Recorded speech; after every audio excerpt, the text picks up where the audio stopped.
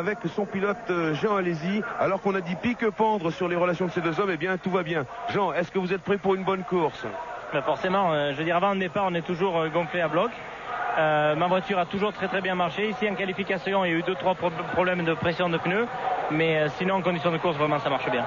Hakkinen devant vous, Frentzen derrière vous, pas de problème?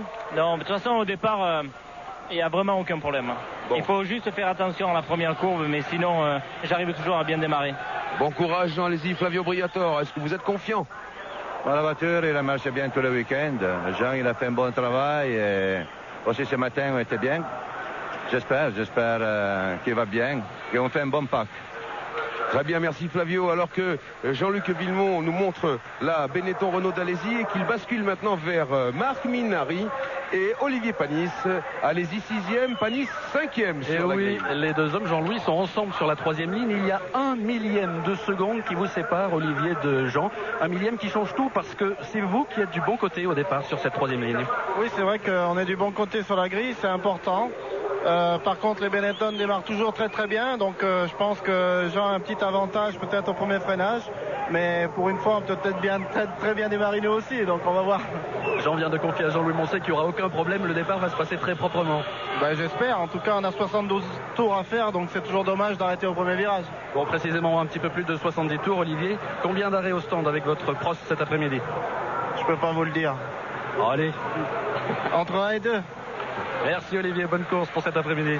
Oui, alors que Jean-Luc Villemont nous montre la Prost Honda d'Olivier Panis, sur laquelle on pourra remarquer, si Jean-Luc veut bien cadrer vers l'aileron, bien que Olivier Panis met un peu plus d'appui aérodynamique que les autres voitures et un peu plus qu'il a utilisé normalement aux essais, ce qui veut dire qu'il pourrait faire peut-être 2 arrêts plutôt qu'un seul, surtout si Bridgestone a choisi des pneus tendres. Vous savez que ici à Interlagos, mais comme depuis le début de la saison, on a droit jusqu'au samedi matin à 2 choix de pneus et puis ensuite il faut se débrouiller pour faire les qualifications, le warm-up et la course avec le même type de gomme. Alors si vous avez choisi des durs, eh bien pas de chance s'il fait très froid.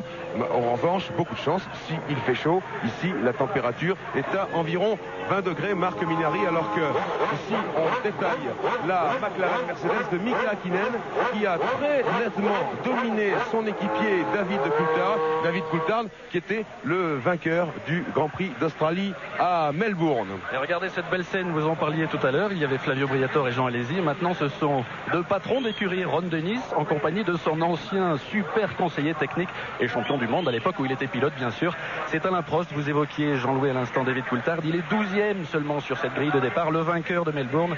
Coulthard à la 6e ligne, alors que donc son coéquipier Hakkinen est en 2e ligne avec le 4e temps. Hakkinen, qui s'est annoté, a réalisé donc ce matin au warm-up le 2e temps avec la voiture de réserve. Apparemment, il va également s'élancer cet après-midi avec sa voiture de réserve, Mika. Le grand Gerhard Berger qui s'installe maintenant dans la Benetton Renault. Il faut en profiter pour ajuster parfaitement les harnais. Aucun pli sous la combinaison, car la situation serait très inconfortable. Voyez avec quel soin Berger s'est installé, tandis que maintenant on part chez Ferrari. Cette Ferrari, celle du double champion du monde, de Michael Schumacher, qui est sur la première ligne de la grille de départ, aux côtés de l'homme en pole position, qui est donc Jacques Villeneuve avec sa Williams Renault. Marc Minari, vous êtes derrière Michael Schumacher. Vous savez, déranger Schumacher à ce moment-là, c'est pas toujours quelque chose de très facile. Schumacher qui est en train de s'équiper, vous le voyez, avec ses petites oreillettes qui intègrent la radio pour le casque. Chaque pilote a des oreillettes qui sont moulées, bien sûr, pour lui-même, pour sa propre anatomie, pour ses oreilles. Et bien sûr, Schumacher a besoin de la radio pour communiquer avec son stand. Vous savez combien il est fort pour régler la stratégie et combien lui peut avoir la volonté, pourquoi pas en course, si les événements l'exigent, de faire changer justement sa stratégie. Schumacher qui est 2e sur la grille, donc avec son rival annoncé, Jacques Villeneuve, mais qui ce matin au warm-up a signé, c'est un intéressant indice, le 9e temps seulement, à 9/10 de Jacques Villeneuve. Jacques Villeneuve qui lui est installé, il retire ses gants, il repousse sa visière, mais il a amené sa Williams Renault sur la grille, et puis comme d'habitude il n'en a pas bougé. Vous savez qu'il a choisi une combinaison très grande, très confortable.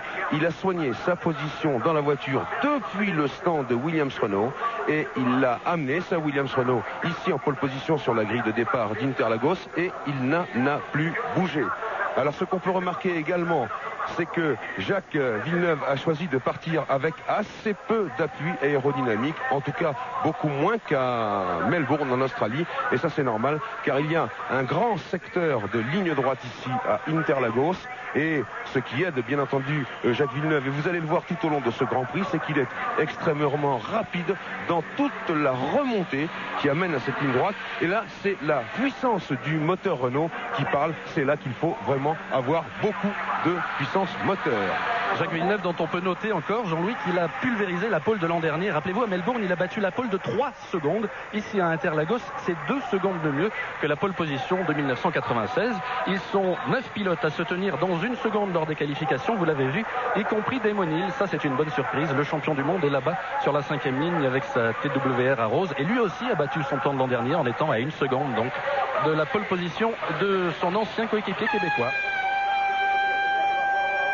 Voici le klaxon qui nous annonce qu'il va bientôt falloir évacuer la grille de départ. Vous avez remarqué au passage sur le plan de Jean-Luc Villemont que Villeneuve avait son nez pourvu d'un petit scotch pour le faire mieux respirer.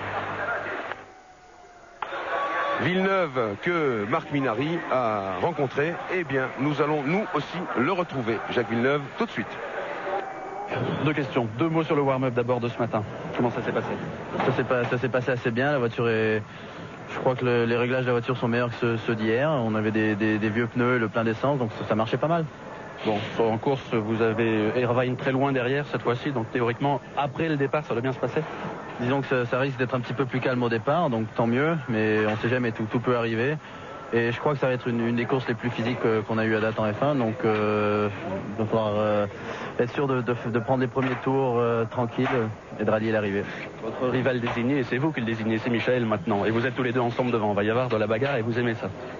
Oui, j'ai beaucoup de respect pour Michael et c'est sûr qu'il va être très vite en course, donc je pense qu'il va y avoir une bonne bagarre. Dernier mot, la stratégie? Ça on la garde pour nous. Michael Schumacher en première ligne avec Jacques Villeneuve. Jacques Lafitte, c'est l'affiche de ce Grand Prix du Brésil. C'est le grand duel. Ce sont les 2 superstars de la F1 moderne. Oui, après le Grand Prix de Melbourne, Villeneuve qui n'a pas pu finir alors qu'il aurait dû gagner la course est en position très délicate aussi ici à Interlagos, qu'il faut absolument qu'il marque des points aujourd'hui. Et puis Berger en outsider, 3e sur la grille de départ. Ça ne lui était plus arrivé depuis le Grand Prix d'Allemagne en juillet dernier. Oui, c'est assez rassurant pour Benetton et pour Jean Alesi. Ça veut dire que les voitures marchent mieux. Jean a l'air très confiant dans les performances de sa voiture avec le plein. Hakkinen sur la McLaren Mercedes partage la 2e ligne avec Gerhard Berger. Hakkinen qui avait été moins en verve que son équipier Coulthard à Melbourne, on s'en souvient. Ici, c'est plutôt l'inverse. Disons que Hakkinen a trouvé les meilleurs réglages que Coulthard, qui a été très embêté avec sa voiture pendant toute la séance d'essai. Et puis la Prost d'Olivier Panis, la bonne surprise du week-end, 5e sur la grille, 3e temps du warm-up ce matin, avec ses pneus Bridgestone et une voiture visiblement bien née. Tout semble indiquer que Bridgestone est déjà très performant par rapport à son concurrent américain. Et tout semble indiquer aussi que la voiture d'Olivier progresse régulièrement et qu'on est très heureux de le voir en 5e position. Il va faire certainement une très belle course, qu'on sait que la fiabilité de Prost est légendaire. Alors un petit mot précisément à propos du warm-up, on en a parlé tout à l'heure, mais malgré tout on a pu constater que les écarts sont assez serrés. Villeneuve a peut-être un petit peu de marge, mais il y a 20 voitures regroupées en 2 secondes. Oui, ce qui veut dire une chose, c'est d'abord que les voitures sont beaucoup plus proches qu'elles ne l'étaient l'année dernière. Ça veut dire aussi que l'on va assister à une course formidable à tous les niveaux, je veux dire de la première à la 10e place, de la 10e à la 20e, et qu'on va avoir un Grand Prix certainement magnifique. Extrêmement disputé sur ce circuit d'Interlagos dans la banlieue de Sao Paulo. Vous apercevez la ville là-bas au fond de l'écran avec une météo chaude, un petit peu de vent quand même, quelques nuages, mais aucun risque d'averse pour ce Grand Prix du Brésil 1997. On se retrouve dans quelques instants pour le départ du tour de formation après ces quelques messages. À tout de suite.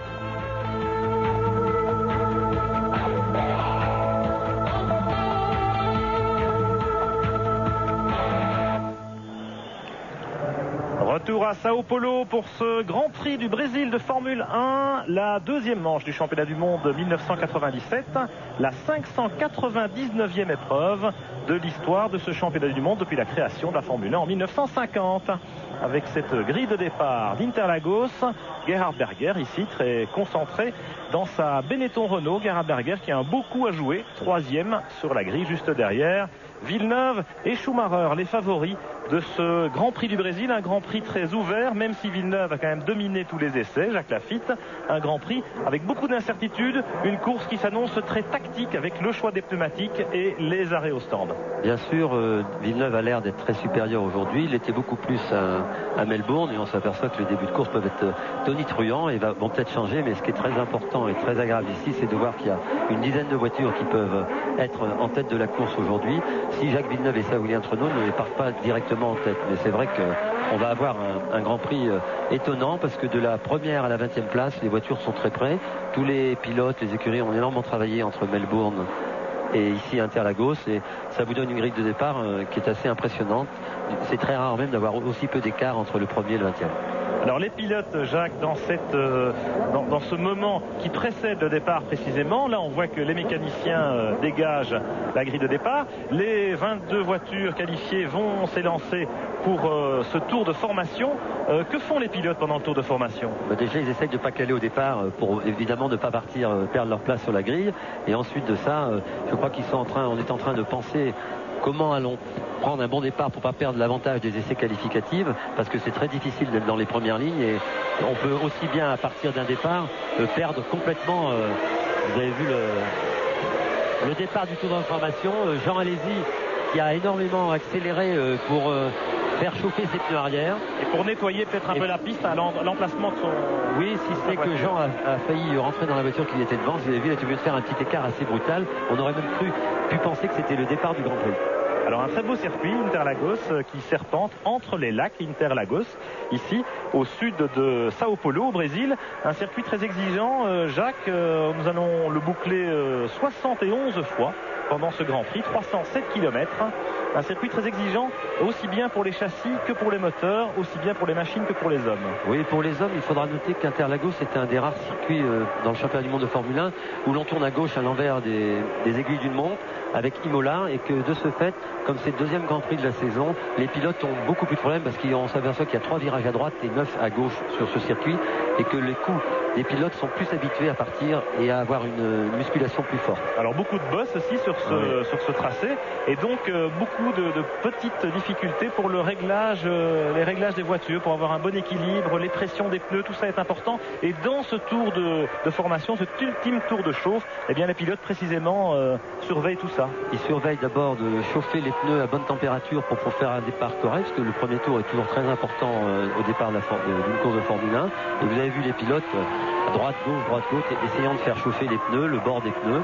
On voit encore sur la voiture ici d'Alesi la marque des pneumatiques, ça veut dire qu'il n'a pas encore uniformément mis sa gomme à température, rodé ses pneus, donc c'est très important de le faire parce que ça va commander le départ et vous savez que le départ est d'une importance capitale sur les courses de Formule 1 aujourd'hui. Voilà cette longue ligne droite en montée où les moteurs donnent toute leur puissance avec ce virage à gauche qui passe à fond.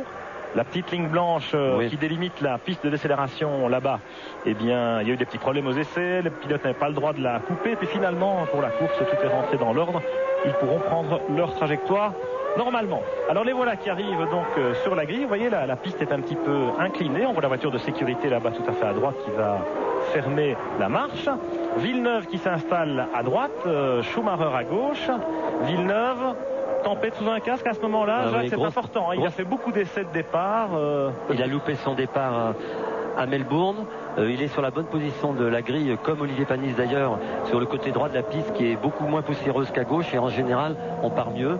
Et donc c'est un petit avantage pour Olivier Panis et sa Prost. Alors on se souvient du Grand Prix d'Australie il y a 3 semaines. Tout peut se jouer dans ces premiers mètres de course, dans ces quelques premières dizaines de mètres. Eddie Irvine avec sa Ferrari est assez loin, heureusement, de Jacques Villeneuve. Mais attention à ce moment toujours émouvant, toujours sensationnel. On va vous le laisser vivre. C'est parti.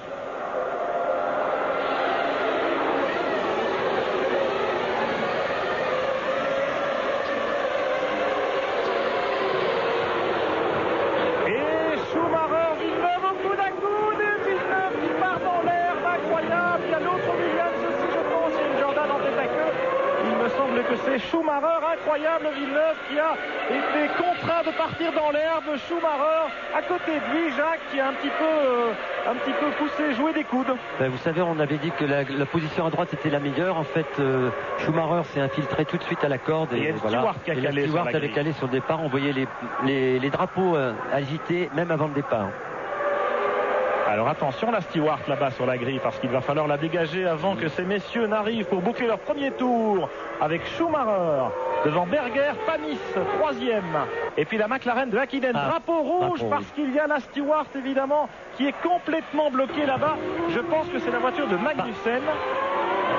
Complètement bloqué. Et Pierre, ici c'est le désespoir dans l'écurie Prost Honda naturellement, parce que Panis avait pris un départ absolument canon et tout le monde a hurlé, levé les bras au ciel, et c'est par conséquent une nouvelle procédure de départ avec un tour de moins naturellement. On revoit bien évidemment la même chose du côté de Ferrari puisque Schumacher avait pris la tête. Alors on revoit le départ évidemment avec la Ferrari de Schumacher qui envoie un peu la Williams de Villeneuve à droite, un peu hors trajectoire. Eh oui, allez-y aussi. Frenzen aussi, je pense. Alors, bonne chance pour tous ces pilotes, parce que, étant donné que la course n'a pas fait un tour, ils vont pouvoir repartir avec leur mulette. Donc, nouvelle chance pour Jacques Villeneuve. Et regardez. Et il y a eu la voiture de Fisichella, la Jordan Peugeot, qui a été escaladée par une voiture, peut-être la voiture de Damonil, à mon avis. Damonil, avec la Rose Yamaha. Là, c'est la Stewart Magnussen qui a été dégagée finalement. Et c'est la voiture de Barrichello qui était en panne sur la grille de départ, et chose étonnante, elle était en panne avant que le départ ait été donné, et le directeur des courses n'a pas dû voir vous voyez Damonil qui rentre au stand, excusez-moi, mais le directeur de course n'aurait peut-être pas dû donner le départ. À propos du mulet, Pierre et Jacques, on est en train de préparer celui de chez Williams Renault qui était préparé pour Heinz-Harald Frentzen justement. Mais on a emmené pour l'instant juste un museau, un capot, un aileron avant pour Jacques Villeneuve. On va voir si on peut se contenter de le changer et le relancer avec sa propre monoplace de course. Il faudra un museau aussi pour la Rose de Damonil, la Rose Yamaha. On revoit d'ailleurs d'un autre angle maintenant le départ avec cette bousculade dans le S de Senna là-haut. Un virage en dévers avec un virage sans visibilité, ce qui explique peut-être un petit peu cela. C'est donc la Stewart de Barrichello effectivement qui était restée bloquée sur la grille de départ et qui a provoqué en quelque sorte ce drapeau rouge. Là c'est Jan Magnussen, le jeune danois, l'équipier de Barrichello, qui revient à pied pour prendre la voiture de réserve de l'équipe Stewart Ford. Lui, il a carrément abandonné, en tout cas il a été abandonné par sa voiture dans ce premier tour. Alors on voit que la voiture d'Alesi est toujours là, et qu'en fait, je crois sur le départ, c'est une voiture blanche, et bleue, c'était la voiture de Damonil, je pense, qui était allée un peu à l'extérieur. Alors on est donc... Changement de capot, oui, certainement sur la voiture de Jacques Villeneuve, qui visiblement n'a rien abîmé sur sa voiture. Les mécaniciens sont en train de vérifier, mais il n'y a pas de gros dégâts sur sa voiture. Alors on va repartir pour 70 tours, c'est-à-dire un tour de moins, puisque a été couvert avant ce drapeau rouge qui interrompt la course. Il y a quelques voitures qui manquent sur la grille de départ, et on va tout de suite voir s'ils vont revenir. Allez-y, Frenzen, Ralf Schumacher est là, Barrichello est là, Fisichella bien sûr, qui a été un petit peu harponné par Damonil et son Arose Yamaha dans cette bousculade du premier virage. Alors Jean-Louis Moncet, Marc Minardi, je ne sais pas si vous allez pouvoir remonter sur la grille de départ pour un petit peu nous donner les dernières nouvelles. Là on voit Damonil avec l'Arose Yamaha numéro 1 qui rentre au stand. Alors est-ce qu'il va prendre la voiture de réserve? Est-ce qu'on répare celle-là? Suspense. Vous voyez, les mécaniciens la soulèvent. Les mécaniciens ont vérifié le train arrière.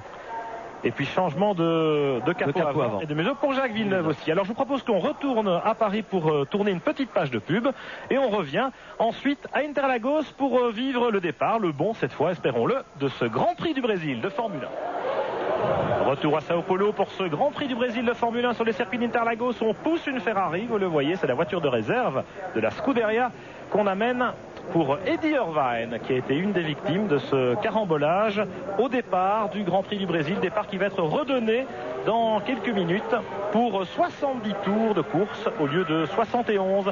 Là sur la piste, on aperçoit une Jordan Peugeot, c'est celle de Giancarlo Fisichella, Jacques Lafitte, Fisichella qui va aller rejoindre sa place sur la grille de départ. Fisichella qui a remis des pneus neufs d'ailleurs aussi sur sa voiture, et on va s'apercevoir aussi que derrière lui, Herbert, Barrichello et Damonil ont été absents. il manque 3 ou 4 voitures, notamment la Williams de Frenzen. Marc Minari, vous êtes chez Williams. Qu'est-ce qui se passe? Il se passe qu'on est en train de préparer justement le mulet pour Heinz Harald qui vient d'arriver il n'y a pas plus de 30 secondes en courant. Appelé bien sûr par Patrick Head. Attention, on va démarrer le moteur.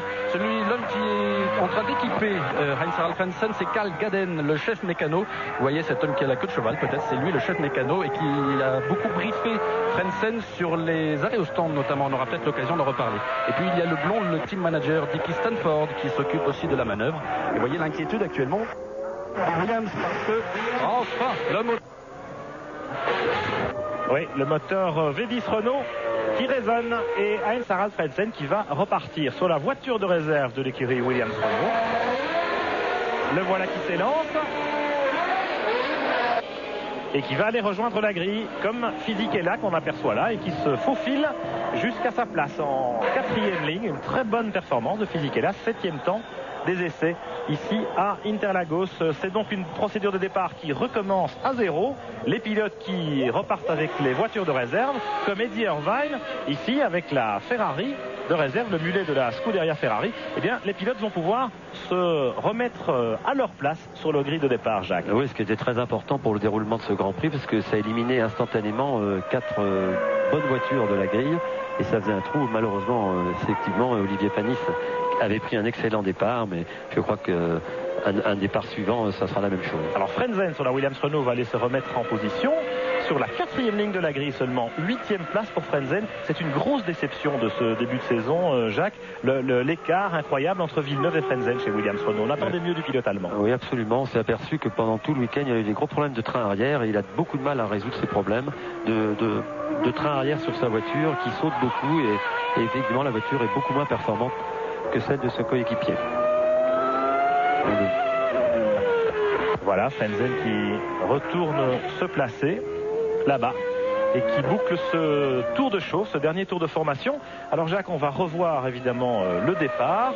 Villeneuve avec Schumacher en première ligne. On a vu que ça a été très chaud, ils sont rentrés côte à côte. On revoit d'ailleurs ici des images au ralenti. Et si vous voulez, c'est Schumacher qui a la bonne position et il est un peu élargi sa trajectoire. Voilà, Jacques insiste. Et Jacques, il a insisté, mais voilà, en partant sur la partie poussiéreuse de la piste. Et on s'aperçoit que c'est Fisichella sur cette image qui provoque le carambolage. Voilà. Ouais. Il y a plusieurs incidents en fait. Il y a Villeneuve qui part dans la partie poussiéreuse de la piste en travers, il perd l'adhérence, il tire tout droit. C'est vrai aussi pour Frenzen. Oui. Et puis là, il y a cet accrochage entre Fisichella et Demonil. Voilà, qui va provoquer, vous voyez, le passage de la McLaren de Coulthard très juste entre les deux voitures. Voilà. Et là, c'est Frenzen qui vient faire le créneau pour se garer sur la grille. Voilà Barrichello qui arrive avec la Stewart Ford. Il ne manque plus qu'une voiture, laquelle Herbert, je crois. Oui, c'est possible. Johnny Herbert, en effet. Alors bon, on va voir ça. Voilà la Benetton. Non, la Rose de Demonil. Voilà, c'est celle-là qui manquait. Il qui est reparti, il s'est arrêté longuement en stand, mais pour réparer sa voiture. Il n'a pas pris son mulet. Non, il avait beaucoup de problèmes. Positionnement de l'aileron, le support aileron qui était cassé et l'aileron, le capot avant a été changé. Et visiblement, il n'y avait pas eu d'autre dégâts. En tout cas, on l'espère pour Damonil. En tout cas, beaucoup de travail. Là, c'est la Stewart Ford qui est poussée dans les stands. La voiture utilisée par Magnussen qui a été ramenée par les commissaires. Là, nous avons Eddie Irvine avec Jean Todt. Eddie Irvine qui a aussi été bloqué. On revoit Demonil avec son madaileron effectivement plié suite à la collision avec la Jordan de Fisichella. Elle était carrément partie à saut de mouton. Oui, elle est partie très en l'air et on espère que ça n'aura pas endommagé le train arrière. Et puis la Stewart de Barrichello qui avait calé au moment du départ et même un petit peu avant que les lumières ne s'éteignent. Et vous pouvez voir là que Barrichello avait le mulet à sa disposition, donc pour lui c'est pas très très grave. Il a essayé sa voiture aux essais et donc il a une voiture qu'il connaît parfaitement. Et c'est lui qui avait provoqué en réalité ce drapeau rouge. Et nous allons assister au deuxième départ de ce Grand Prix du Brésil de Formule 1. Barrichello, c'est un petit peu la vedette locale. Il est reparti un peu à zéro cette année en relevant le challenge de l'écurie Stewart Ford. L'an passé, il était chez Jordan Peugeot, il était parti en première ligne ici à Sao Paulo. Là, il est 11e sur la grille, la même place qu'à Melbourne. Oui, très belle performance pour l'équipe Stewart, qui est une jeune équipe qui démarre la Formule 1 cette année. Ils ont eu la bonne chance et la bonne idée d'engager Ruben Barrichello, qui est un très bon pilote, qui est jeune. Il faut rappeler qu'il a à peine 24 ans. et que ça fait quand même 4 ans qu'il fait de la Formule 1. Donc c'était un jeune pilote avec beaucoup d'expérience et il le prouve régulièrement. Eddie Irvine ici avec la fille qui tient le parapluie à côté de lui, le parasol plutôt, eh bien c'est sa sœur, figurez-vous. C'est la sœur d'Eddie Irvine qui est kinésithérapeute et qui a été engagée par la Scuderia Ferrari. Voilà Damon Hill. Et on revoit encore le départ avec cette caméra en hauteur. On voit bien ce qui se passe entre Schumacher et Villeneuve et la perte d'adhérence de Villeneuve. Et puis derrière, ça se bouscule un peu. Fisichella qui heurte la voiture de Frentzen. Et puis Damon Hill qui arrive et qui ne peut pas l'éviter. Et voilà, petite partie de... Oui, qui provoque la voiture de Fisichella, qui provoque la sortie de 2 voitures dans le sable. Hein. On est toujours en train d'installer le museau sur la Williams de Jacques Villeneuve. Apparemment, il y a un petit souci pour l'installer. Petite info, le départ, c'est à 24 très précisément. Dans quelques 5 minutes, donc... Alors que Ralf Schumacher, ici avec la Jordan Peugeot à la décoration particulièrement agressive, Ralf Schumacher est revenu également se placer sur la grille de départ. Il est en 5e ligne avec le 10e chrono. Ralf derrière son équipier Fisichella, les 2 jeunes pilotes de l'équipe Jordan Peugeot qui ont eu un petit peu de mal en qualification. Oui, jeune et fougueux et très bonne qualité pour démarrer la Formule 1, mais qui provoque beaucoup de sorties de route parce que les pilotes ont moins d'expérience, essayent de bien faire, mais je crois que c'est un bon choix pour l'équipe Jordan Peugeot d'avoir engagé ces 2 jeunes pilotes parce qu'ils font du très bon travail. Bon, maintenant il faut un peu qu'ils se calment et que chaque départ soit moins excitant que celui-là. Là on est chez Ferrari avec toujours des petits soucis aussi en dernière minute, a fortiori sur cette voiture de réserve pour Eddie Irvine. Donc on a vu tout à l'heure en conversation avec Ross Brown, le nouveau directeur technique de la Scuderia. Et puis bien sûr tous les paramètres. Il y a déjà tellement de tension dans ces moments avant le départ. Et puis là évidemment la pagaille suite à cette collision et à ce nouveau départ, eh bien ça va faire beaucoup de problèmes pour tous les pilotes. Hein. Surtout que la plupart des pilotes ont pris des voitures qu'ils connaissent à peu près bien. Les voitures, on peut penser raisonnablement qu'elles ont exactement le même équilibre que leur voiture de course, mais ça va ajouter au stress de chacun. Et avec un second départ est toujours une chose très difficile en Formule 1 pour les pilotes parce qu'on a échappé pour les uns à se dire j'étais bien parti, ça y est, il faut que je refasse mon départ. La concentration est légèrement détendue après ces départs, mais la pression va être énorme parce que il n'y a plus de mulet, je veux dire, il ne faut pas un 3e départ. Regardez la Ferrari d'Irvine, ce qui est clair, c'est que la voiture était sans doute préparée pour Schumacher et que comme c'est Eddie Irvine qui en a besoin, eh bien il faut un petit peu refaire les réglages selon les préférences du pilote irlandais. Voilà une vue générale de la grille. On voit que tout le monde est revenu en place avec Villeneuve, Schumacher en première ligne et puis sur la 2e ligne Berger et Hakkinen qu'on aperçoit là en dessous, et puis la 3e ligne 100% française Olivier Panis à gauche de votre écran sur la Prost Honda, Jean Alesi sur la Benetton Renault à droite. Un petit peu plus haut la voiture jaune, eh bien c'est la Jordan Peugeot de Fisichella. Très belle performance du pilote italien, même s'il était sorti de la route violemment, vous l'avez rappelé Jacques, pendant les qualifications. À côté de lui en 4e ligne, eh bien c'est Heinz-Harald Frentzen, la déception de Williams Renault. Oui, Pierre, justement, un petit mot à propos de Frentzen. Il a donc pris son mulet entre le warm-up et la course sur sa voiture de course et sur le mulet. Apparemment, on a modifié les disques de frein du côté de Carbon Industries. Il avait des 26 mm ce matin, Frentzen, et même lors du warm-up, il les usait beaucoup. Donc, on lui a monté, comme à Jacques Villeneuve à l'avant, des 28, en espérant bien sûr que ça tienne cet après-midi. Et puis, Jacques disait qu'il n'y a plus de mulet. Il ne faut pas qu'il y ait un accident au prochain départ. C'est la transmission arrière gauche de la voiture de course de Frentzen qui a cassé dans sa sortie. Eh bien, chez Williams, on est en train de la réparer au cas où, eh bien, il y a encore un nouveau départ. Merci Marc, beaucoup d'infos.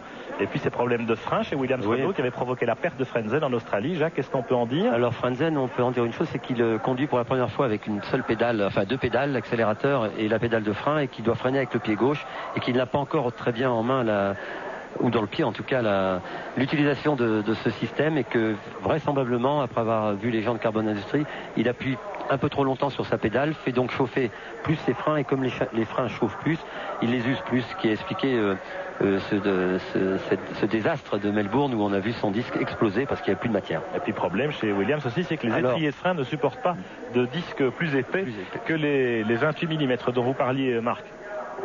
Alors là, la différence, c'est que ce circuit n'est pas très exigeant pour les freins. La seule chose ici, c'est que beaucoup de pilotes ont dû partir avec beaucoup d'essence et donc n'ont pas encore l'expérience pour l'usure et tout ça, parce que on n'a pas le temps en faisant 30 tours de faire des vrais essais de plein. Alors il y aura peut-être une surprise, mais d'après ce que l'on pense et ce que les gens pensent, c'est que ici les freins ne sont pas un problème. On pouvait partir avec des 26, des 28 ou même des 24 certaines voitures. Voilà, un circuit pas trop exigeant pour les freins, beaucoup moins en tout cas que le tracé urbain de Melbourne, théâtre du premier Grand Prix de la saison en Australie. Ici à Interlagos, eh bien c'est un circuit, on l'a dit, bosselien, un circuit assez rapide avec des virages rapides, certes, des longues rectilignes, mais aussi une portion plus sinueuse au milieu de ce tracé. Et donc un circuit très complet finalement qui va nous donner une hiérarchie intéressante pour la suite de la saison. Jacques, vous avez des petites nouvelles de météo? Oui, disons, il fait pas très chaud, il y a les nuages sont un peu plus amoncelés qu'ils n'étaient il y a 10 minutes et surtout le vent est en train de se lever. Voilà, 20 degrés à peu près, 24 degrés sur la piste et là il manque une voiture tout à fait à l'arrière de la grille entre les deux stewards. Il manque une voiture, c'est la voiture là, entre les deux Tyrrell, j'allais dire, c'est la steward de Magnussen et on revoit encore une fois le départ, le ralenti. Et voilà la petite touchette entre Fisichella. On s'aperçoit encore là qu'on ne peut pas passer à 3 dans une courbe. Et puis c'est Nakano et Irvine qui se sont touchés à l'arrière. Voilà, on n'avait pas vu ça tout à l'heure. Voilà, ce qui explique que Eddie Irvine a dû se rabattre sur la voiture de réserve chez Ferrari. Voilà, boum boum. Saute-mouton. Et on le revoit encore. Avec Villeneuve dans l'herbe. Et puis là au-dessus, Frenzen, je pense, qui est vraiment à l'extérieur et qui ne peut pas tourner. Frenzen, Fisichella. Voilà. Voilà donc ce départ décortiqué. Et puis ça va repartir dans une minute maintenant. Ça va repartir pour le tour de formation. Et là au bout il manque la steward de Magnussen, me semble-t-il, juste devant les deux Tyrrell qui ferment la marche.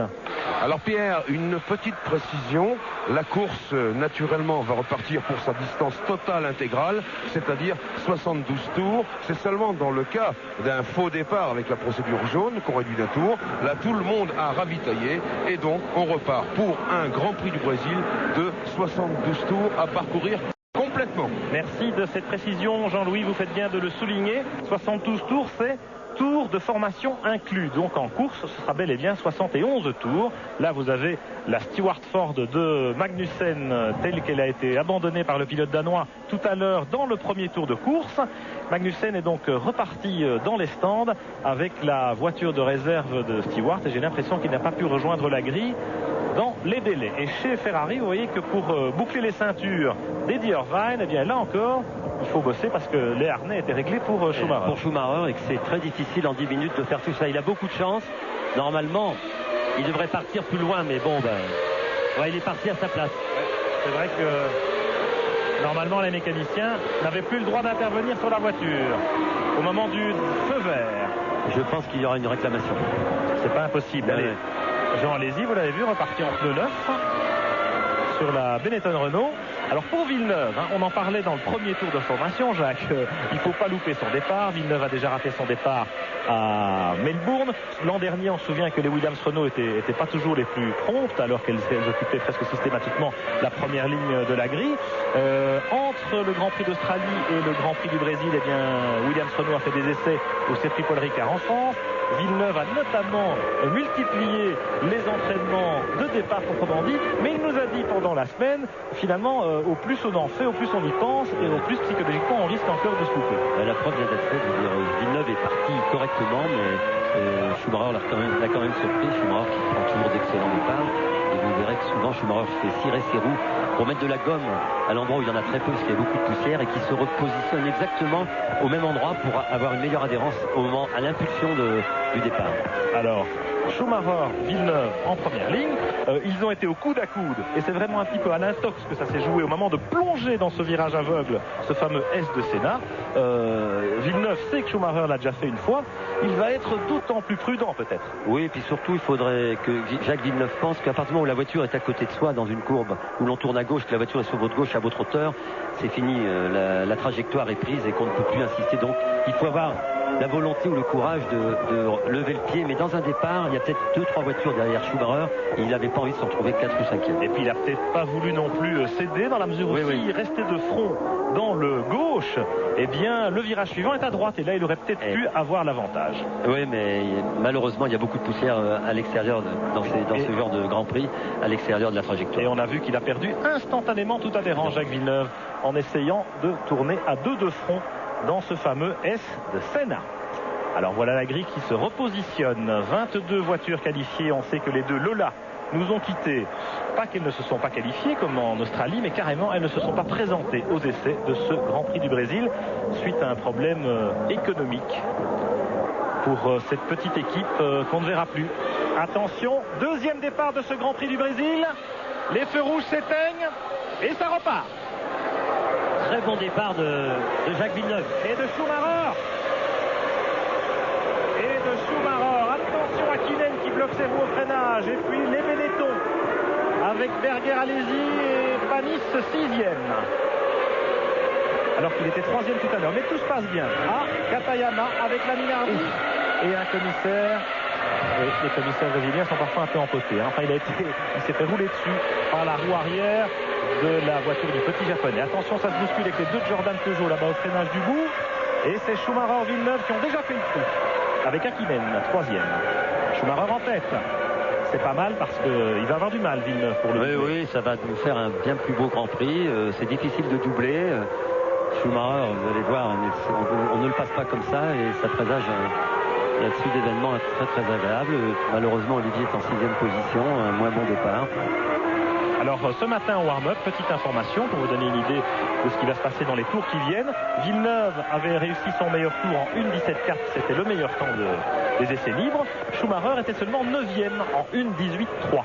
Alors on va voir aussi combien d'essence ils ont embarqué et quel type de pneus ils chaussent. On croit savoir, Jacques, parce qu'il y a beaucoup d'infox là-dessus, mais que aussi bien Schumacher que Villeneuve sont en pneus durs. Attention, Villeneuve déjà en position d'attaquer Schumacher au bout de la ligne droite et il le passe de façon irrésistible.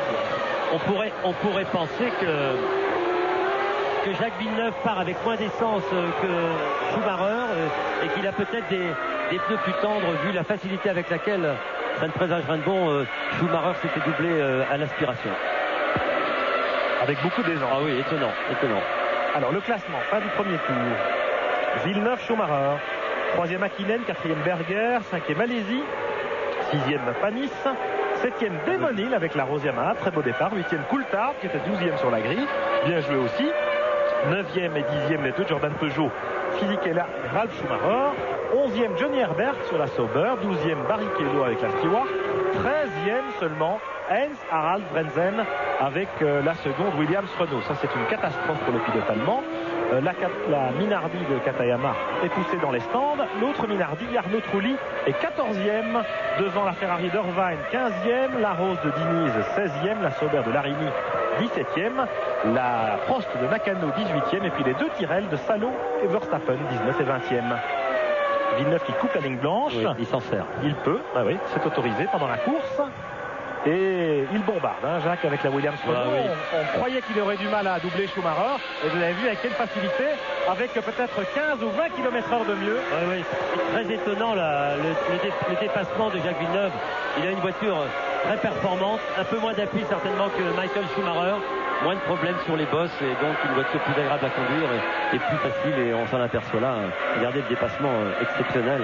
Aspiré, c'est le grand intérêt aussi de ce circuit, c'est que une grande courbe avant la ligne droite des stands, cette grande vitesse permet ces dépassements. On va voir depuis la caméra embarquée chez Schumacher, il a freiné tard quand même. Oui. Mais Schumacher n'a pas assisté, il aurait pu, il a compris. Il n'a pas cédé, mais je crois que Schumacher a une tactique un peu différente. Il va certainement faire qu'un arrêt et qu'il n'a pas de risque à prendre. Il a 6 points d'avance sur la voiture de Jacques Villeneuve. Il sait que c'est très difficile de suivre la cadence du pilote québécois et je crois qu'il est conscient que le championnat du monde ne va pas se jouer aujourd'hui.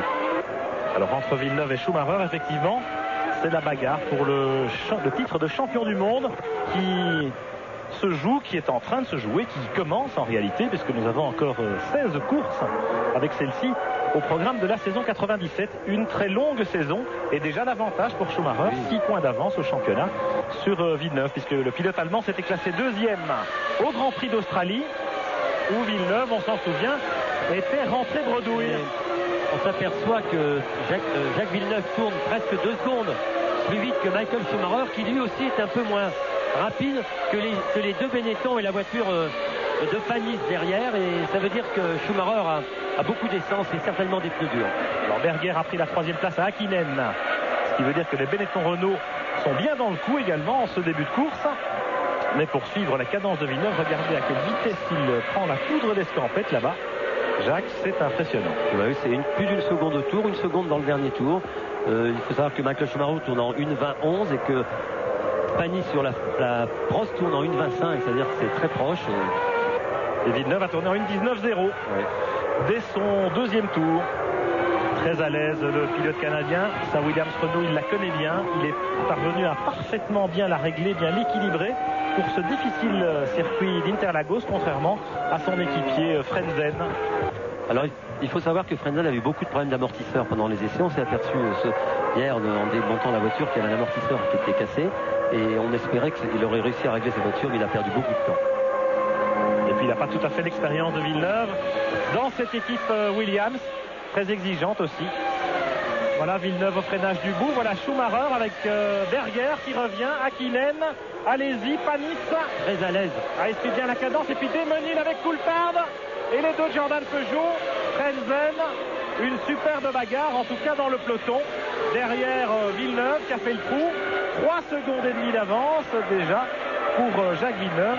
Il a vraiment fait le trou par rapport à ses poursuivants emmenés par Schumacher.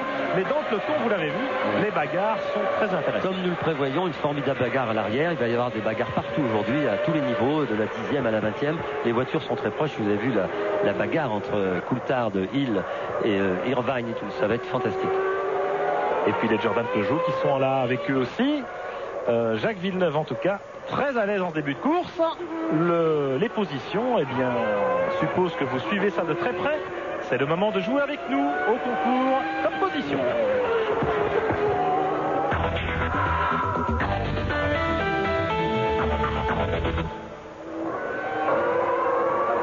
Voilà 36-15 code TF1 pour gagner eh bien, le plein gratuitement pendant toute l'année grâce à notre partenaire. Jacques Villeneuve, regardez, il a presque une ligne droite d'avance après 5 tours sur Schumacher et des écarts intéressants. 3 secondes 7, Berger est à 4 secondes 8, Hakkinen 4e, allez-y Panis très à l'aise. Alors tout va se jouer aussi sur les tactiques de course, Jacques Lafitte. Oui, alors entre 1 et 2 arrêts en fonction des choix des gommes pneumatiques. Il est très difficile pour nous aujourd'hui maintenant à l'heure actuelle de vous parler des tactiques des teams parce que tout est top secret, mais au vu des chronos et tout, on peut s'apercevoir que les pilotes sont en train de se régler par rapport à la piste et par rapport à leur voiture et que les 3 premiers tournent dans l'ordre 1,19 au tour et que les 5 suivants sont dans 1,20. Voilà, vous voyez que Villeneuve tourne à peu près une demi-seconde plus vite que Schumacher, son poursuivant immédiat. On va suivre ça évidemment tout au long de cette fin d'après-midi pour ces 70 tours de course d'Interlagos. On retourne à Paris pour marquer une petite pause avant de revenir au Brésil. Retour à Interlagos au 8e passage de ce Grand Prix du Brésil. Villeneuve en tête, mais une bagarre formidable pour la 2e place entre Schumacher et Berger. Regardez-les. Schumacher sur la Ferrari, Berger sur la Benetton Renault. Et ça a bien bastonné entre les deux hommes. Hakkinen vient ensuite sur la McLaren Mercedes. Et puis allez-y. Et Panis là-bas au fond de l'écran. Les meilleurs tours de Schumacher et Berger, vous les voyez très proches les uns des autres lors de ces 2 derniers passages.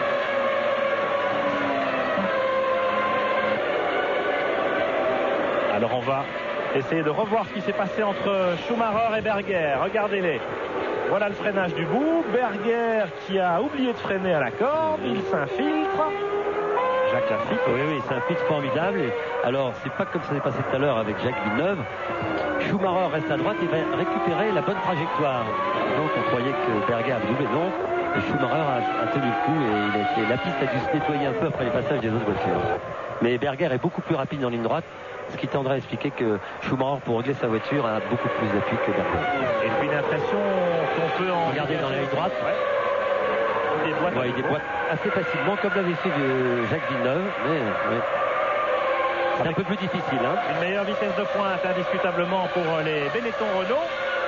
Et on peut imaginer aussi, Jacques, que Schumacher est parti pour un seul arrêt et que Berger, devant lui et derrière lui, comme Villeneuve devant d'ailleurs, serait vraisemblablement dans une stratégie à 2 arrêts avec des voitures évidemment plus légères. Oui, ce qui pourrait expliquer, ceci expliquant cela, le dépassement plus facile, une meilleure accélération puisque la voiture est moins lourde. Parce que vous savez qu'aujourd'hui, entre 10 ou 15 kilos d'écart d'essence sur la voiture, ça fait quelques dixièmes au tour et ça a une facilité de conduite et d'accélération qui est vraiment très différente. On use moins les pneumatiques aussi avec une voiture plus légère. Bien sûr.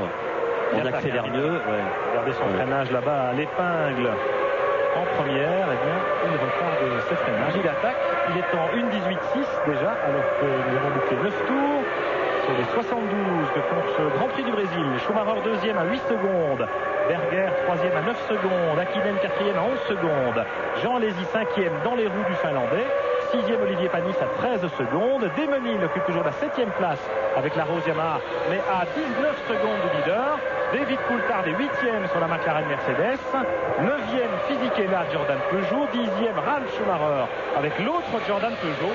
Devant la Williams Renault de Frenzen, seulement 11e. Herbert est 12e sur la Sauber. Barrichello 13e sur la Stewart. Diniz 14e avec l'autre à Rose. Eddie Irvine 15e avec la Ferrari. Larini 16e. Nakano 17e. Trulli 18e. Et puis les 2 Tyrrell de Salo et Verstappen 19e et 20e. Et la bagarre continue, Jacques, 10 secondes derrière Villeneuve, la bagarre continue entre Schumacher et Berger. Oui, il y a plusieurs bagarres derrière, il y a Schumacher, Berger, Hakkinen, Alesi aussi. Panis est un tout petit peu en retrait derrière, il tourne un tout petit peu moins vite, 3-4 dixièmes moins vite que ses adversaires, mais je crois qu'Olivier va certainement effectuer qu'un seul arrêt, donc il est parti avec beaucoup d'essence dans son réservoir, à mon avis avec le plein d'essence, et pour essayer de voir venir ce qui va se passer avec les pneus. Alors, autre paramètre, Schumacher est parti en pneus durs chez Ferrari, on le sait, alors que chez Benetton, eh bien, on a plutôt choisi les gommes tendres de Goodyear, ce qui explique que Berger soit un peu plus rapide aussi en début de course. Oui, soit un peu plus rapide, mais ça ne dit pas non plus que Berger va pas effectuer un seul arrêt, parce qu'on s'est aperçu pendant les essais qu'entre les pneus durs et les pneus tendres, il y a très peu de différence, mais que la Ferrari préfère utiliser les pneus durs parce qu'elle est plus difficile sur la piste et Schumacher conduit beaucoup plus durement. Regardez. À l'aspiration, Berger, il va déboîter au freinage encore, il se faufile. Ouais, oh là là. Magnifique dépassement. Voilà, il ne s'est pas embarqué. Ouais, très autoritaire, très incisif Gerhard Berger dans cette manœuvre. Voilà le pilote autrichien en 2e position de ce Grand Prix du Brésil avec la Benetton Renault. Magnifique attaque sur la Ferrari du champion du monde. C'est pas arrivé souvent à Schumacher de se faire doubler comme ça. Non, mais c'est vrai que l'attaque a été incisive. Ça veut dire que la voiture de Berger est très compétitive et qu'on va peut-être avoir une surprise. Mais de là à rattraper Jacques Villeneuve, qui caracole en tête pour le moment, mais très beau dépassement, fantastique dépassement. Vous voyez les circuits, on a des grandes lignes droites avec un bon freinage, permet des dépassements extraordinaires et ça va la course va être fabuleuse, qu'il y a des bagarres partout. Panis, lui, est toujours 2-3 dixièmes moins vite que les gens devant lui, Hakkinen et Alesi. Il a un peu de mal à suivre la cadence, mais je pense sincèrement que Panis est parti avec le plein d'essence. Et on revoit l'attaque de Berger sur Schumacher. Alors vous avez vu le dépassement à l'aspiration, le freinage un peu tardif de Berger qui est vraiment tangent, vous l'avez vu, il bloque un tout petit peu sa roue avant gauche et heureusement il récupère ce qui évite d'aller à l'extérieur et ce qui aurait permis à Schumacher de se refaufiler encore à l'intérieur, mais il a pu garder sa trajectoire et voilà, maintenant il s'en va. Il s'en va Berger, il creuse immédiatement l'écart par rapport à Schumacher et il va peut-être même tenir à peu près la cadence de Villeneuve, qui sait. En tout cas, Schumacher est certainement parti avec beaucoup d'essence parce que sa cadence est beaucoup moins rapide. Regardez, il va maintenant se faire rattraper par Hakkinen et Alesi avec l'autre Benetton Renault. Oui, ça a donné des idées à Hakkinen de voir Berger dépasser la voiture de la Ferrari de Michael Schumacher et effectivement ils se sont un peu rapprochés parce que Schumacher a perdu beaucoup de temps lors du dépassement quand il s'est fait dépasser par Berger. C'est ce qui explique un peu ce regroupement, mais vous savez qu'un pilote quand il se retrouve un peu plus près de la voiture se sent des forces nouvelles qui arrivent en lui et va essayer. Vous voyez la voiture de de Schumacher est très difficile, il glisse beaucoup, ce qui explique en grande partie son départ. Vous voyez, regardez ces dérapages incroyables. Pas beaucoup de motricité. Pas beaucoup de motricité sur la Ferrari. Une voiture très instable. Beaucoup d'appui à l'arrière pour essayer d'équilibrer la voiture, qu'il pénalise en ligne droite et qui là aussi le pénalise dans les virages. Et puis il y a un magicien au volant sans doute, mais il ne peut pas faire de miracle. Hein. C'est certainement un magicien. Voilà, Berger qui s'envole. Et on revoit ici Schumacher et cette petite dérobade du train arrière à l'accélération. Magnifique dérobade. Très bien contrôlé. Et puis Hakkinen l'a vu. Hakkinen juste derrière lui. Vous l'avez dit, Jacques, c'est la carotte, le point de mire. Berger en tout cas maintenant une bonne cadence, une 19.1. Il est plus rapide que Villeneuve dans ce tour-là. Alors on va voir peut-être qu'entre la Benetton Renault et la Williams Renault, il y a photo finalement. Regardez, Villeneuve 18.6, 19.4. Berger 19.1, 19.1, un peu plus régulier. Peut-être que Jacques était un peu gêné.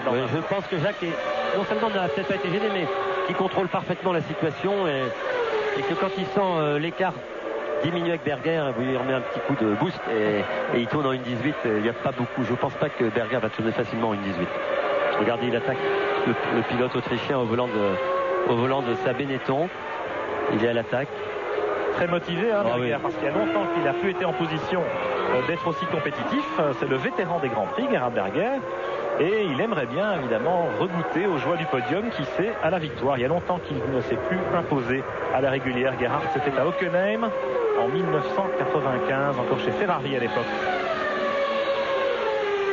Villeneuve, qui a déjà doublé la Minardi de Katayama, je crois, ce qui explique peut-être ce tour un peu moins rapide tout à l'heure. Absolument, on voit aussi que Panis a bien progressé dans les temps, il tourne maintenant en 1.19, c'est la première fois, il tournait en 20 et il est dans les temps de ses adversaires. Allez, Villeneuve devant Katayama, on va essayer de vous piéger au petit jeu, top position.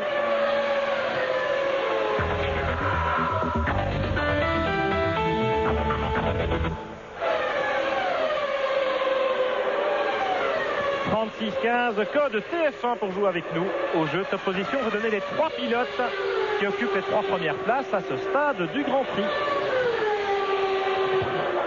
Je voudrais aussi parler de la belle performance de Damon Hill. Avec la Rose, il est en 7e position, il tourne en 1.29, 1.28, 1.21, un petit 21. Et il est à 1 seconde des temps d'Olivier Panis et il garde surtout sa position par rapport à la McLaren de Coulthard qui elle tourne très près des temps de Damon Hill mais qui n'est pas en mesure pour le moment de doubler. Formidable progression en tout cas de la Rose Yamaha de Damon Hill entre l'Australie et le Brésil. Oui, beaucoup de travail pour l'équipe à Rose et Damon Hill pendant ces 15 jours d'intervalle. Ils ont énormément tourné pour fiabiliser la voiture, pour progresser. Ça voudrait... Oh là, Jacques Villeneuve est à l'attaque. Il vient de bloquer sa roue dans ce passage un peu incurvé où la roue avant se délaisse quand vous attaquez un peu trop et provoque ce blocage de roue. Et Berger réduit un petit peu l'écart, c'est intéressant. Berger est en 1.18.3. Villeneuve 1.18.9. 1.18.8, pardon. Formidable temps de Berger, je ne pensais pas. Et vous voyez, il est là, il attaque. Et la voiture scandale. Je voudrais, pour en venir à Damon Hill, parler de la bonne performance des pneus Bridgestone qui permettent à Olivier Panis et à Damon Hill d'avoir cette bonne position, ce qui veut dire qu'après seulement 2 Grands Prix, Bridgestone fait pour ainsi dire jeu égal avec Goodyear. Jacques Villeneuve, 9 secondes d'avance sur Gerhard Berger au 15e tour. Schumacher, 3e avec la Ferrari, est à 14 secondes. Il est talonné par Mika Hakkinen sur la McLaren Mercedes et par Jean Alesi sur la Benetton Renault. Belle empoignade pour la 3e place. Et puis Olivier Panis en embuscade. Alors ici on voit la McLaren Mercedes précisément à l'attaque, celle de Hakkinen à l'attaque. C'était Hakkinen? Je pense que c'était Hakkinen. Je vais pas regarder la couleur des rétros, Jacques. Oui. C'est vrai qu'on a beaucoup de difficultés à reconnaître les voitures. Et vous pouvez vous aussi en regardant la télévision vous apercevoir qu'Hakkinen a des rétros gris et que son coéquipier a des rétros rouges. Et là c'est la Williams de Villeneuve et la Williams qu'on venait de voir auparavant, c'était celle de Frentzen qui était en train d'en découdre avec les Jordan Peugeot de Fisichella et de Schumacher. Frentzen enfermé dans le peloton en raison de sa mauvaise position au départ et de son très mauvais départ, sa mauvaise envolée. Frentzen toujours 11e. Là c'est une Arrows Yamaha, je crois. Très difficile à reconnaître, mais on va le savoir tout de suite. Pedro Diniz. Voilà, Pedro Diniz est arrêté. Pedro Diniz, le pauliste, il était 15e. Il était 15e devant la Ferrari d'Eddie Irvine. C'est quand même pas mal pour Pedro Diniz. Eh bien, malchance pour le pilote brésilien. Alors qu'est-il arrivé à Diniz? On va le savoir avec un ralenti, j'espère, une sortie de route ou une casse moteur. Un problème mécanique plus vraisemblablement. Dommage pour Pedro devant son public. Un autre devant son public, c'est Rubens Barrichello qui vient de rentrer au stand. Ah, Marc, eh bien, pas de chance pour les polistes. Alors, les habitants de Sao Paulo, les originaires de Sao Paulo, Diniz et Barrichello, qui dans le même tour, Ravitaillement peut-être. eh bien, ont des problèmes. Barrichello, déjà un ravitaillement, c'est Oui. tôt. Hein. Oui, Pierre, Oui, on oui. attend une Sauber à moteur Petronas. Encore les couvertures sur les pneus, mais ça ne saurait tarder. Peut-être le signal de la première vague de ravitaillement. Alors, Jacques, qu'est-ce qu'on peut dire de ça? 72 tours de course, nous en sommes au 17e tour et déjà on s'arrêterait? Oui, ça paraît très étonnant, en tout cas pour une tactique d'une voiture qui est partie assez loin derrière, de faire de nombreux ravitaillements, ou alors très peu d'essence pour les premiers tours pour pouvoir doubler, et s'arrêter avant tout le monde, remettre beaucoup plus d'essence et refaire encore un stop en fin de course. Pour Barrichello, c'est terminé Oui, en tout cas. voilà. On a vu les mécaniciens de l'équipe Stewart pousser la voiture vers le fond du garage. Barrichello, dont le panoteur avait quitté sa place. Il n'était pas du tout avec le stand Stewart Ford. Il est venu tout en haut à l'entrée des stands entre les Williams et les Ferrari pour que Rubens voit bien son panneau. Et bien, il vient de le poser et il rejoint le stand à pied, bien sûr. Vous savez, Stewart, c'est une nouvelle équipe. Alors, il se retrouve tout au fond des stands. Et ici, oui. Herbert qui s'arrête à son stand. Changement des 4 pneus. Le préposé à l'essence toujours branché. Il est branché. Ça repart. Johnny Herbert, donc le premier à ravitailler à la régulière dans ce Grand Prix du Brésil au 17e tour. Herbert occupait la 13e place avec la Sauber Petronas. Et gageons qu'il va profiter de ce ravitaillement peut-être pour gagner quelques places en ayant bien anticipé le coup. Alors on peut penser que Herbert n'a pas remis beaucoup d'essence, qu'il s'est fait un stop de 28 secondes et on avait calculé qu'il fallait à peu près 35 secondes pour faire le plein, la moitié de réservoir pour finir la course, c'est-à-dire le plein en fait de la voiture. Et Herbert finalement a choisi une tactique peut-être de 3 arrêts. Bah, certainement au moins 2, peut-être même 3 arrêts puisqu'il s'arrête au premier quart de la distance seulement. Villeneuve, 8 secondes 6 d'avance sur Berger. Berger, le voilà, vous le voyez. Il revient sur la Menardi de Katayama. Berger qui vient de tourner en 1.18.7. Vous le voyez, c'est son meilleur tour, 1.18.755. Villeneuve avait fait 1.18.6 au passage précédent. Et puis la bagarre avec Hakkinen derrière Schumacher toujours. Allez-y dans les roues de la McLaren du pilote finlandais. Et puis Panis en embuscade toujours en 6e position. L'écart de Panis est stable. L'écart de la Ferrari de Schumacher et de ses poursuivants est stable aussi.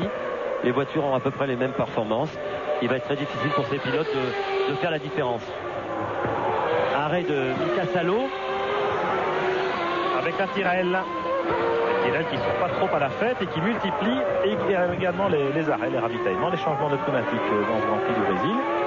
Alors que dans la bagarre pour les places qui valent cher, les places avec des points que nous suivons ici, Schumacher 2e, Hakkinen 3e. Non, Schumacher 3e, pardon, puisque Berger l'a passé. Hakkinen 4e, Alesi 5e, Panis 6e. Eh bien là, vu les écarts très faibles entre les voitures, la tactique va jouer un rôle important et 1 seconde ou 2 de gagné ou de perdu au ravitaillement permet de gagner 1 ou 2 places. Oui, certes, regardez la très belle bagarre. On voit les 2 Jordan Peugeot qui elles aussi sont encadrées. Alors un beau petit train. Un beau petit train. Frenzen derrière. Frenzen, il est bloqué par les Jordan Peugeot. C'est Schumacher qui s'occupe de lui personnellement. Et puis devant, regardez Fisichella qui est en train de dommage qu'on n'ait pas suivi ça. Fisichella, il était en train d'attaquer Coulthard, figurez-vous. Ni plus ni moins. Ou alors on disait pour la tactique, c'est vrai que ça va être très important pour les voitures de tête qui sont très près les unes des autres. Alors maintenant, il va falloir savoir quels sont les arrêts pour ces pilotes. 1 ou 2, ça va être très important. 2 ou 3 même, peut-être, puisqu'on a vu qu'on s'arrêtait très tôt. Il faudrait savoir ici qu'à Interlagos, la rentrée dans les stands se produit très très loin des stands, que la route pour arriver au stand est très longue et qu'on perd beaucoup de temps. Alors on hésite à faire beaucoup d'arrêts parce que 35 secondes, 35 à 38 secondes pour faire un temps, c'est assez pénalisant. Si on veut mettre un seul arrêt, il faut remplir le réservoir et ça va prendre à peu près 35 à 36 secondes. Alors Jacques Lafitte, une hypothèse aussi, c'est que Johnny Herbert est parti avec des pneus tendres. Or, il fait tout de même assez chaud sur cette piste d'Interlagos et peut-être que les pneus doivent être changés au moins 3 fois. Telle serait la raison de l'arrêt peut-être un peu prématuré de Johnny Herbert.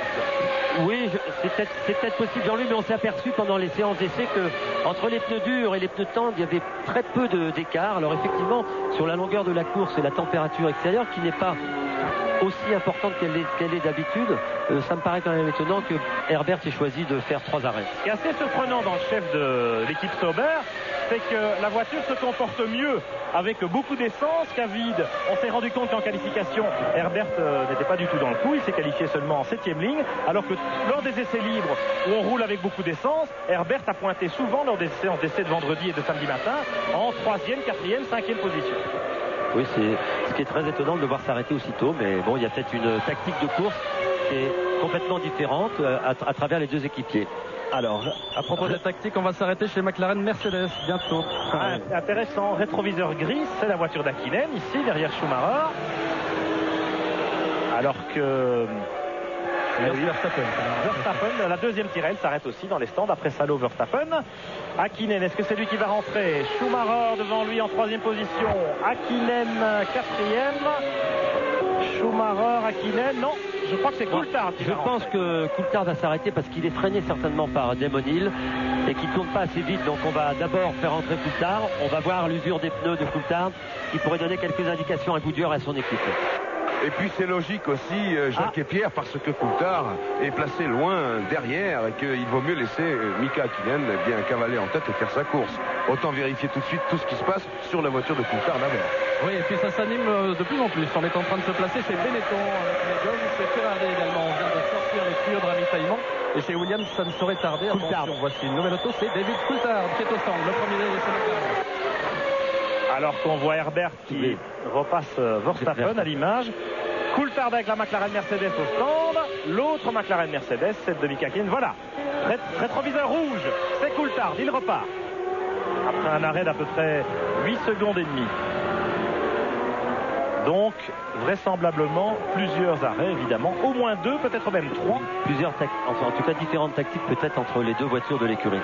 Allez, disons 2 arrêts. Un au 22e, 21e tour. Ça veut dire le suivant au 44e tour. C'est limite, hein, quand même, pour 72 tours. C'est limite, mais il s'est arrêté 28 secondes. David Coulthard, ce qui veut dire qu'il n'y a pas eu beaucoup d'essence. 28 secondes en tout, c'est-à-dire entre, évidemment... arrêt de Berger. Alors, à propos de ces arrêts, voilà Berger qui s'arrête. Il était 2e, à 8 secondes à peine de Jacques Villeneuve. C'est donc très important chez Benetton de bien réussir son coup. On va voir si Villeneuve va s'arrêter aussi. Berger repart en tout cas après un arrêt très rapide, 7 secondes et quelques. Oui, ils ont intérêt à faire rapidement, Pierre, parce qu'on vient de passer la flèche à Jean Alési. Donc au tour prochain, Jean va rentrer. En espérant que la radio fonctionne bien cette fois-ci. Alors on aura une idée un peu plus précise maintenant de la tactique employée par les écuries qui disposent de Goodyear. Vraisemblablement, ils sont partis en pneus tendres et les pneus tendres, il faut faire 2 arrêts. Voilà, ça c'est clair. Et Schumacher a adopté une bonne tactique. Il est toujours assez vite. Oh là là, vous voyez que les freins, les pneus commencent vraiment à s'user, qu'il est temps d'arrêter les voitures. Parce que les pilotes ont des problèmes au freinage. C'est le premier signe avant-coureur d'un arrêt prochain. Ça veut dire que les pneus sont très usés. Voilà les pneus tendres choisis par certains dans le camp Goodyear. Hakkinen est en pneus tendres. Les Benetton aussi. Alors que la Ferrari de Schumacher est en pneus durs. Schumacher qui va peut-être s'arrêter une fois de moins que ses rivaux immédiats. Oui, on pourrait penser aussi qu'Olivier Panis sur la Prost ne va effectuer qu'un seul arrêt. On lui souhaite, ça lui permettrait.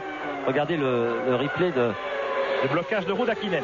Très très fort blocage, hein. Grosse difficulté pour s'arrêter et on comprend que, voilà. Allez-y, rentre au stand. Radio Benetton a bien fonctionné cette fois. Alors on parlait du côté très pénalisant de ce retour au stand. Regardez l'attaque, hein. C'est un vrai slalom. Et puis la ligne blanche, vous avez vu la ligne blanche. La ligne blanche, ça veut dire attention, 120 km/h.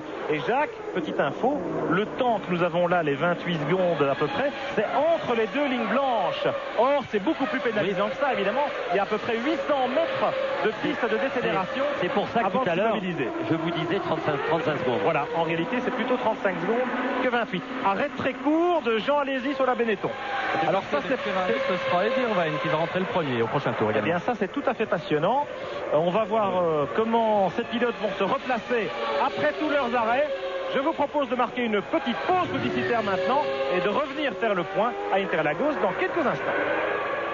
Au moment précis où Jacques Villeneuve s'immobilise devant le stand de Williams Renault, Jacques Villeneuve en tête du Grand Prix du Brésil depuis le départ. 6 secondes 8 d'arrêt. Villeneuve au 26e tour s'arrête une première fois. Il s'arrêtera donc à 2 reprises. Voici Schumacher dans les stands juste au moment où les mécaniciens de Williams viennent de s'enlever. Schumacher à son tour ravitaille. Lui aussi va donc s'arrêter à 2 reprises malgré le choix de pneus durs chez Ferrari. 7 secondes pour Schumacher. Et il y avait 20 secondes d'écart à peu près entre Villeneuve et Schumacher avant l'arrêt des deux hommes. Mais évidemment, il y a Gerhard Berger qui était entre eux deux et qui avait déjà ravitaillé. Décidément, excusez-moi Pierre, chez Williams, on ne chôme pas puisqu'on est de nouveau prêt pour accueillir Harald Frentzen. Évidemment. Alors que là, c'est Panis qui lui va s'arrêter sans doute une seule fois. Il est deuxième dans les roues de Villeneuve, Olivier Panis, avec la Prost de Miguel Honda. Mais il doit encore s'arrêter. Cela dit, il ne s'arrêtera qu'une seule fois, Jacques, alors que Villeneuve doit encore s'arrêter également. Oui, vraisemblablement, les temps d'Olivier Panis ne tombent pas. Il tourne toujours en 1,19, un petit 20 léger. Donc ça veut dire que les pneus sont toujours aussi performants. Je ne sais pas si la prévision est d'un arrêt, mais a priori, Panis, s'il ne s'arrête pas dans 1 ou 2 tours, sera obligé de faire un seul arrêt, ce qui lui permettrait d'être très bien placé. Là, on revoit la Minardi. L'image. C'est Hakkinen qui double la Minardi dans la ligne droite. C'est Coulthard. Rétroviseur rouge. Coulthard. Caramba, encore raté. Alors, vous voyez Panis qui est à 1 seconde 3 de Jacques Villeneuve. Il est intéressant de voir les performances de Panis qui évidemment va être beaucoup moins rapide puisque depuis que Berger s'est arrêté, on s'aperçoit que les pneus étaient vraiment usés. Il tourne en 1,18. Et puis Villeneuve vient de repartir en pneu neuf évidemment. Voilà. Alors que Panis a des pneus qui ont déjà 25 tours, 27 tours. Alors Jacques Lafitte, vous avez dit dans 1 ou 2 tours pour Olivier Panis. Eh bien je peux vous garantir que non, je suis dans le stand de Prost Honda. Il y a devant moi Joe Salas, Robert Broussard. Ils sont les bras croisés, le regard fixé sur le moniteur de chronométrage. Et pour l'instant, Panis ne va pas, à mon avis, s'arrêter. Sinon 1, 2 ou 3, 4 tours même. Pour l'instant, rien n'est prêt chez Prost Honda. Panis poursuit sa route. Merci Jean-Louis, ça veut dire sans doute un seul arrêt pour la Prost. C'est un joli coup tactique et c'est le degré également pour l'autre voiture chaussée en Bridgestone dans ce peloton de tête. Damon Hill avec la Rose Yamaha en 4e position, tenez-vous bien. Damon Hill qui lui aussi vraisemblablement ne s'arrêtera qu'une seule fois. Bridgestone, ils peuvent prendre des risques, ils sont en position d'outsider, de challenger et ils prennent le risque d'un seul arrêt ici à Interlagos. Absolument, il faut savoir que Bridgestone avait amené des pneus durs et tendres évidemment comme son concurrent, mais que les pneus étaient vraiment très très durs. Rétroviseur gris, c'est Hakkinen. Oui, Hakkinen qui doit avoir des problèmes. Ah, dans le peloton, pas content, un petit peu de mal à doubler les attardés, alors que Villeneuve bloque toujours la roue avant gauche au freinage du S de Senna. Il vient de réussir le meilleur tour en 1,18, 397. Jacques Villeneuve avec ses pneus neufs. Panis est maintenant deuxième à 2 secondes 4. Troisième Berger à 9 secondes. Quatrième Damon Hill à 19 secondes. Cinquième Frentzen à... Ah non, Frentzen, il vient de rentrer au stand. Frentzen au stand. Hakkinen, 5e Hakkinen à 22 secondes. 6e Michael Schumacher dans les roues d'Hakkinen.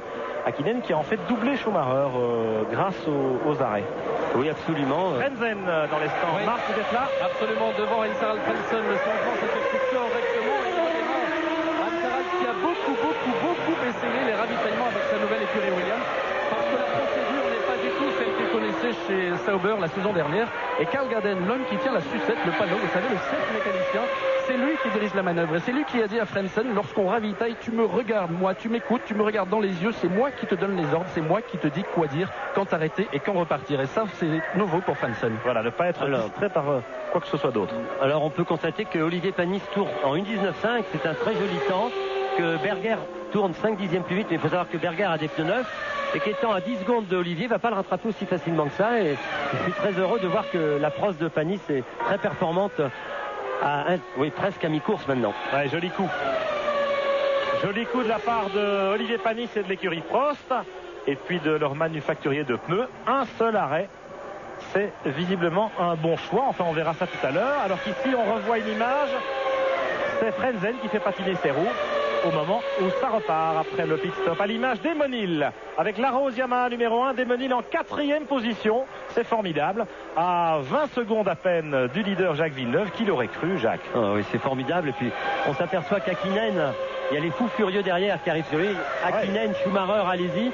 Ça va être une belle passe d'armes. Et Damonil doit être tellement content d'être devant tous ces gens, tous ces pilotes, et avec sa voiture beaucoup moins performante que ses poursuivants. Il doit boire du petit lait parce qu'il y avait eu pas mal de moqueries ou de condescendance après la contre-performance du champion du monde et de sa nouvelle équipe au Grand Prix d'Australie à Melbourne.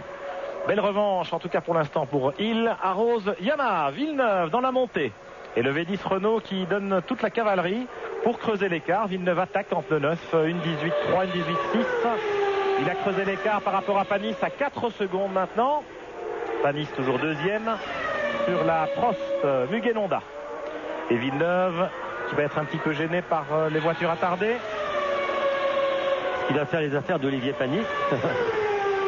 C'est une Tyrrell, mais c'est son copain, Mika Salo. Alors si c'est Salo, nul doute qu'il va lui ouvrir la porte à Jacques Villeneuve. Salo et Villeneuve, pour la petite histoire, ils se sont bien connus à l'époque où ils couraient au Japon, tous les deux. Regardez, Salo, il reste bien à gauche, il ouvre la porte à Villeneuve. Ouais. Après vous, je n'en sais rien. Évidemment, Salo, il est loin, hein. Il est à 2 tours, presque à 1 tour avec la Tyrrell, qui n'est pas du tout performante. Villeneuve et Salo sont des grands copains, au point qu'ils vont partir en vacances, là, tout de suite après le Grand Prix. Ce soir, eh bien, ils partent ensemble dans une petite île au large là, de l'archipel d'Angra-dos-Reis pour quelques jours de repos entre ces deux Grands Prix du Brésil et d'Argentine. Berger 3e, Hill 4e, vous avez vu l'écart. Oui, il y a une très belle bagarre aussi. Hill, Hakkinen, Schumacher, allez-y. Ils sont moins de 2 secondes ces 4 pilotes. Et je peux vous dire que ça chôme pas derrière Hill. Et ce qui est très étonnant, c'est que Berger, Schumacher, allez-y, n'arrive pas à dépasser plus facilement Damonil, qui prouve la bonne tenue des pneus Bridgestone et ce qui nous réconforte dans la position d'Olivier Panis. Alors un petit rappel du classement après tous ces arrêts. Villeneuve en tête, Panis 2e à 4 secondes 6, Berger 3e à 10 secondes, Hill 4e à 23 secondes, Hakkinen 5e à 24 secondes, Michael Schumacher 6e à 25 secondes. 7e, Jean Alesi à 26 secondes. 8e, Johnny Herbert sur la Sauber à 40 secondes. Mais Herbert va s'arrêter certainement 3 fois dans ce Grand Prix. Il a été le premier à ravitailler au 17e tour. 9e place pour David Coulthard sur la McLaren Mercedes. Il est à 44 secondes, le vainqueur de l'Australie. Le leader du championnat du monde, pas prêt à marquer de points ce dimanche. Ralf Schumacher occupe la 10e place avec la Jordan Peugeot. 11e seulement Frenzen avec la Williams Renault, c'est absolument incroyable. Il est à 50 secondes de Villeneuve au 30e tour. Imaginez cela. Physique est la 12e. Il a perdu quelques places dans les ravitaillements, malheureusement, le pilote italien avec l'autre Jordan Peugeot. Nakano est 13e avec la Prost. Il se maintient bien. Il doit avoir du mal physiquement parce que c'est un circuit très dur, on le sait, pour le jeune débutant japonais. Larini 14e, Trulli 15e. Irvine complètement à la dérive. Il est 16e avec le mulet Ferrari à 1 minute du leader.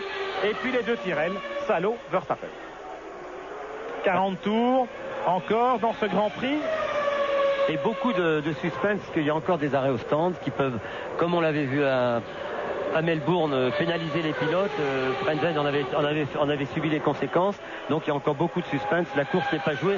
Même si Jacques Villeneuve semble très à l'aise, Jacques Villeneuve, qui lui ne va plus s'arrêter qu'une seule fois. Visiblement, il ne largue pas trop Olivier Panis, qui est derrière avec des pneus qui ont déjà plus de 32 tours. Et c'est une belle performance. Voilà Panis avec Mika Salo devant lui. Est-ce que Mika Salo va être aussi agréable? Oui, bravo. Oui. Ouais. Ah, c'est un gentleman Salo. C'est un gentleman driver. On peut dire que quelque part, il ne porte pas bien son nom, Salo. Hein, oui, je suis d'accord avec vous. C'est le contraire d'un Salo, Mika. Voilà. Le jeune pilote finlandais de l'équipe Tyrrell. Alors, Panis, deuxième à 5 secondes.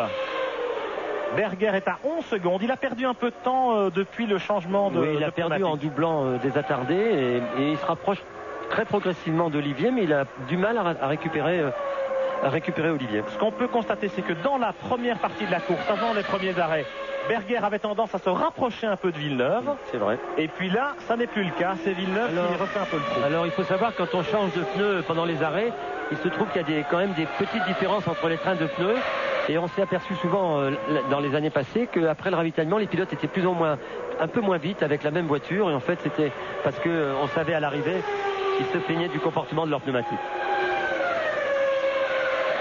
Et on se prépare tout doucement dans le stand Prost Honda à accueillir Panis.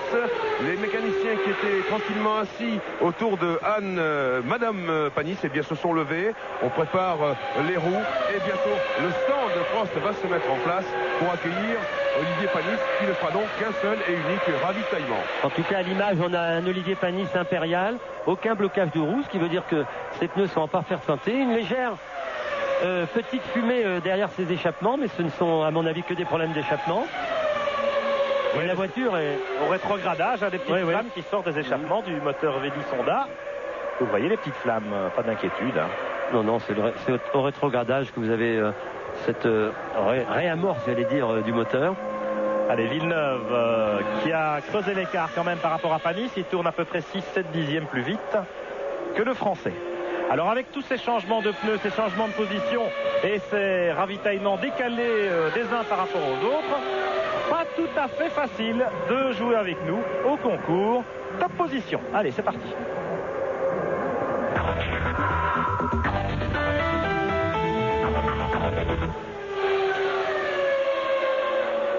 « 36-15, code TF1 pour jouer avec nous. Alors, en donnant les 3 premiers dans l'ordre. On s'aperçoit aussi que derrière, Ralf Schumacher, qui depuis son arrêt au stand, maintenant sur la Jordan Peugeot, est très performant. Il tourne en 1.18.8, qui est à peu près la cadence des leaders de la course, en tout cas de Jacques Villeneuve, qui prouve que Ralf Schumacher a trouvé des pneus très très équilibrés. Alors que là, nous sommes avec Michael Schumacher sur la Ferrari, en 6e position seulement. Schumacher derrière Damon Hill, les 2 derniers champions du monde. Quelle situation, Pierre, de voir Damon Hill résister à Michael Schumacher sur la Ferrari, alors qu'on pense et que les gens pensent qu'il dispose d'une monture bien moins performante que la Ferrari. Attention chez Panis. Arrêt imminent d'Olivier Panis. Pas de couverture chauffante sur les roues. Donc il est là, Olivier. Il arrive. Il est là, Olivier. Il vient de quitter la piste principale pour emprunter la voie de décélération là-bas entre les petits murets. Et il attaque jusqu'à la ligne blanche d'entrée des stands. Attention, top 120 km/h. Il arrive chez vous, Jean-Louis Moncet, c'est à vous. Il arrive, le voilà, il s'immobilise. Top pour Olivier Panis. Alors, on est sous la visière. Beaucoup de poussière de carbone, mais les roues sont déjà toutes prêtes sur la voiture. Il est proposé beaucoup d'essence, probablement le plein complet, et il est reparti. Au bout d'environ 10 secondes, ça veut dire qu'il ne s'arrêtera pas jusqu'à l'arrivée du Grand Prix. À vous, Pierre et Jacques. Ça veut dire tout simplement que Olivier, en 10 secondes, vient de mettre 120 litres d'essence à peu près dans sa voiture. Ce qui veut bien dire aussi que Olivier n'effectuera plus d'arrêt et qu'il va être en très bonne position. Il va aller au bout. C'est vrai aussi pour Damon Hill avec la Rose Yamaha qui va s'arrêter comme Olivier, mais un seul arrêt. La Ferrari de Schumacher et puis la Benetton de Jean Alesi en 7e position juste derrière doivent encore s'arrêter avant l'arrivée de ce Grand Prix. Donc les 2 voitures en pneu Bridgestone, la Prost de Panis et la Rose de Damon Hill, jouent un joli coup de poker dans ce Grand Prix du Brésil, une course tactique qui pourrait bien leur réussir. Un très bon arrêt pour Panis, 32 secondes 6 pour mettre toute l'essence. C'est une très bonne performance de tous les mécaniciens Prost, qui, vous le savez, sont des mécaniciens extraordinaires. Irvine fait la grimace. Oui, Irvine va s'arrêter, je pense. Il a un problème. Peut-être même un problème physique. Oui, je crois qu'il a un problème avec les ceintures. Il a eu beaucoup de mal à attacher ses ceintures et ses ceintures le font énormément souffrir. Parce qu'il faut savoir qu'une ceinture mal attachée, mal serrée, vous ne pouvez plus conduire.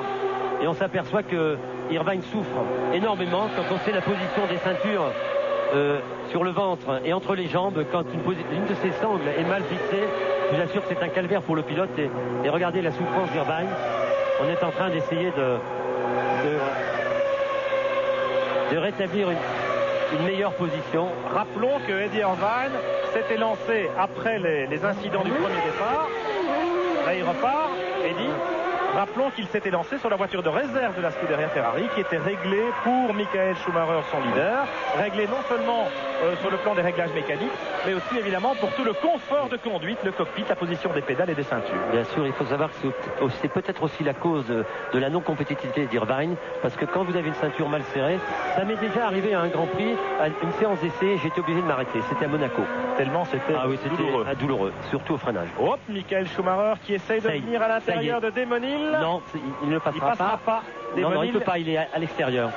Damon Hill occupe toute la piste. Et derrière Schumacher, je peux dire que ça klaxonne avec Alesi. Le voilà, Jeannot. Mais Damon Hill va s'arrêter. Les mécaniciens sont prêts chez Arrows Yamaha.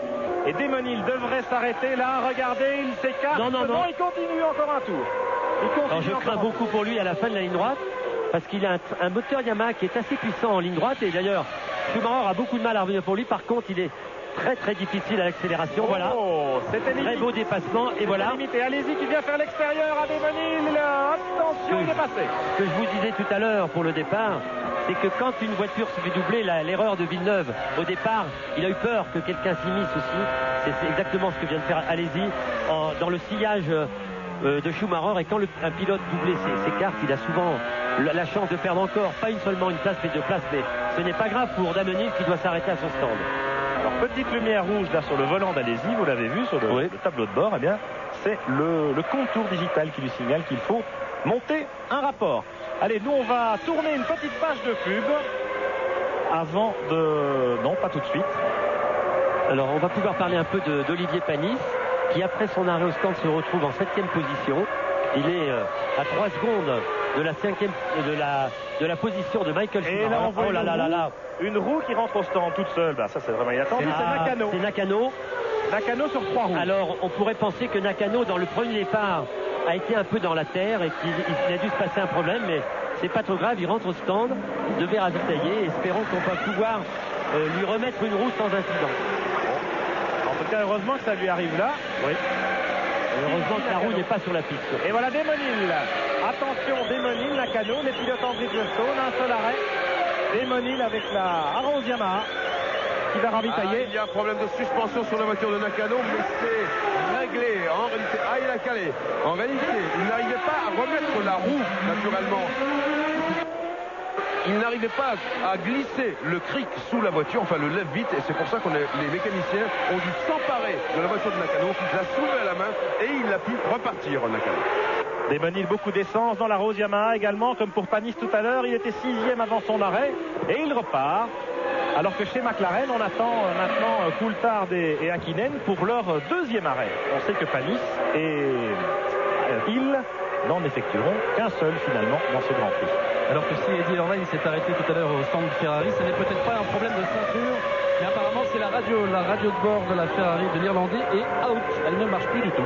Alors il grimaçait beaucoup, hein, on devait lui dire des drôles de choses à la radio. Donc franchement, ça devait peut-être...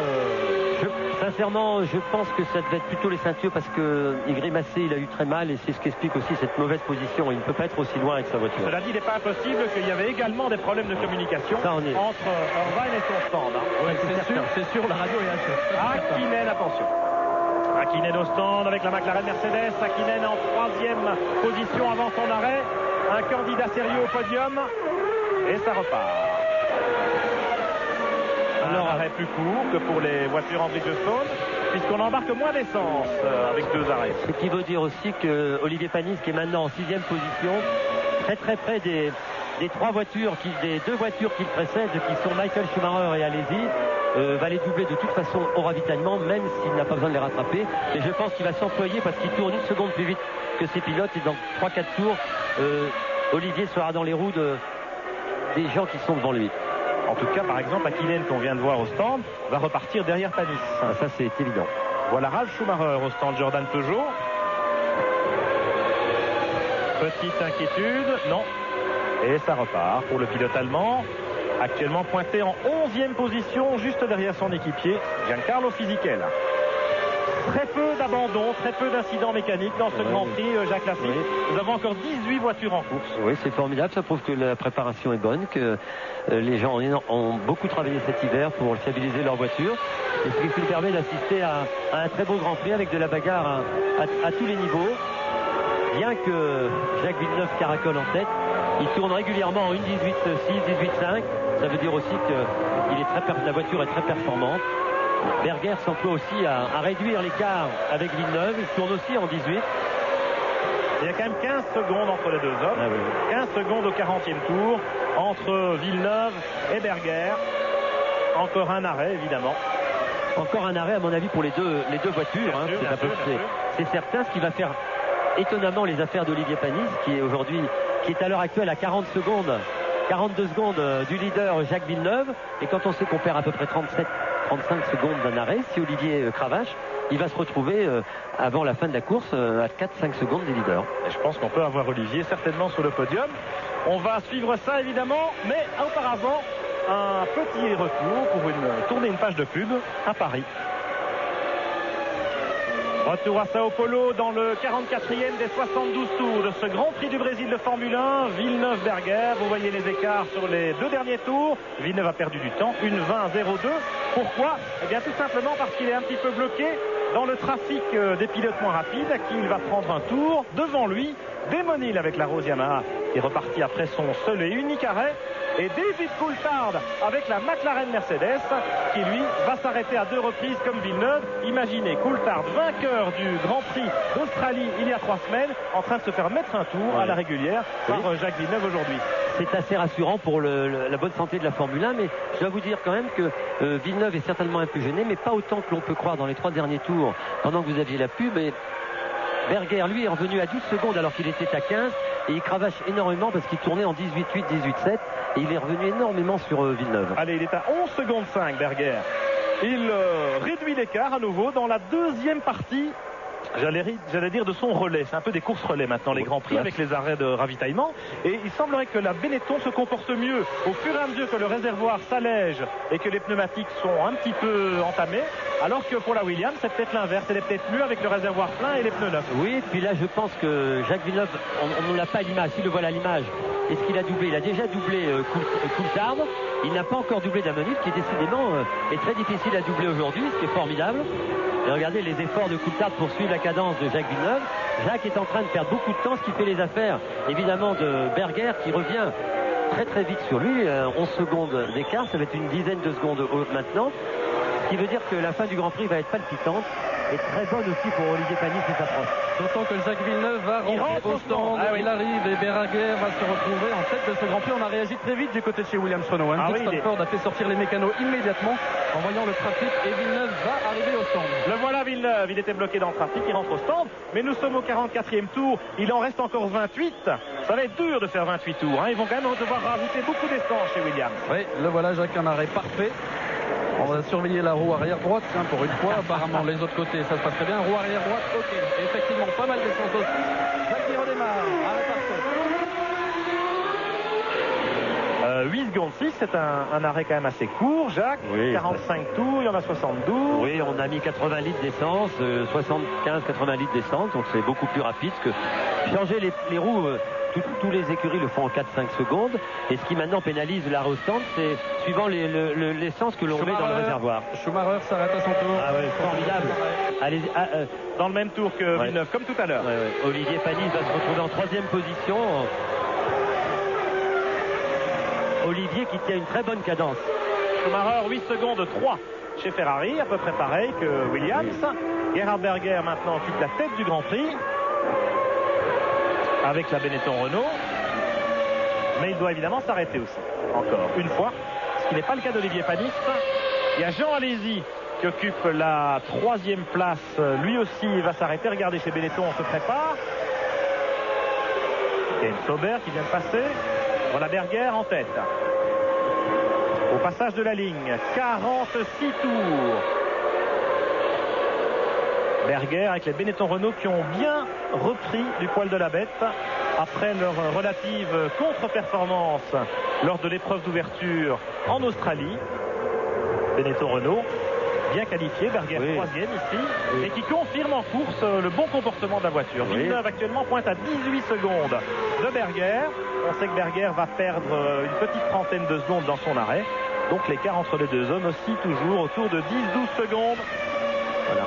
Panis est 3e maintenant à 31 secondes. C'est Jean Alesi qui arrive John Villadelprat, le manager de Benetton, lui fait un grand signe. Top. Ravitaillement et carburant. Vous voyez les pneumatiques, c'est déjà fait. Et 8 secondes 7. Tout le monde est à peu près dans le même temps. Et allez-y, repart à la cravache jusqu'à la sortie des stands. 120 km/h, vitesse limitée. Berger doit encore s'arrêter. Il est à l'autre bout du circuit, là-bas, dans le virage à gauche qui commande toute la ligne droite en montée. Oui, mais il ne va pas tarder à arriver. Les mécanos se sont remis en place. Johan Villadelprat avec sa moustache fait sa pièce. Et elle lui a indiqué sa position pour son ravitaillement. Encore un tour pour Berger. Il passe devant vous à l'instant. Et je peux vous rassurer quand on sort de Jacques Villeneuve, Pierre et Jacques, parce que ici, à l'état-major Renault Sport, devant les ordinateurs, eh bien, Bernard Dudot m'a fait signe que tout était absolument OK. Et je vois même Patrick Faure, le président de Renault Sport, en train de sourire largement. Vous voyez donc que tout va bien, rassurez-vous. Parfait, Berger devant Villeneuve, 17 secondes d'écart. Villeneuve en pneu neuf, évidemment, il va s'en donner à cœur joie pour réduire un petit peu ce retard. Et Berger ne devrait pas trop tarder avant de ravitailler. On a vu le panneau, les mécaniciens qui ont passé le panneau P1 Tires avec la flèche rouge pour entrer. Berger va donc s'arrêter dans à la fin de ce tour-ci, alors qu'il restera 24 tours à boucler pour le pilote autrichien. Panis, troisième à 32 secondes. Eh bien, ma foi, il va peut-être repartir à peu près égalité avec Berger, hein, Jacques? Oui, surtout que maintenant, il n'y a plus que Berger à s'arrêter et Frentzen. Et après ces deux arrêts, on va pouvoir se faire une idée plus précise de la fin de course, en tout cas de ce qui va se passer pour les derniers 24 tours de ce Grand Prix extraordinaire. Et on va voir qu'Olivier Panis va posséder une position très confortable en troisième position après l'arrêt de Berger, peut-être deuxième. Voilà Berger. Voilà Gerhard. Allez, slalom spécial, c'est parti, regardez. Très rapide. Hein. Il faut attaquer là entre les petits rails, les petits murets. Il fallait le plus vite possible se jeter sur la ligne blanche là à l'entrée des stands. Top. Et là, ça roule à 120 km/h. Il y a un régulateur électronique de la voiture à 120 km/h jusqu'au moment où on s'immobilise. Top. Poussière de carbone du côté des freins. Et ce qui veut dire que les freins sont bien utilisés. Villeneuve reprend la tête, le voilà au freinage du S de Senna et Berger qui s'élance après 9 secondes d'arrêt. Jacques, vous disiez qu'on allait avoir une idée plus précise après les deux ravitaillements de Berger et de Frentzen. Frentzen va rentrer. Voilà. Et ensuite de ça, on va vivre une très belle fin de course parce que les voitures sont très près les unes des autres et du premier au 10e, il y a une bagarre permanente. Ah oui, il y a 50 secondes à peine, c'est formidable. C'est formidable. Villeneuve est reparti, Berger à peu près 12 secondes derrière lui. Peut-être même 13 parce que Villeneuve profite de ses pneus neufs. Le voici, Frentzen. Il est au stand. Heinz Harald, l'allemand de chez Williams Renault. Alors, Frentzen qui était bien revenu. Oui, pas mal de poussière noire encore. Peut-être le carbone avec ça. Sans problème, il redémarre. Frentzen, après un début de course très difficile, enfermé dans le peloton, est bien revenu à la faveur de son deuxième relais, on va les appeler comme ça.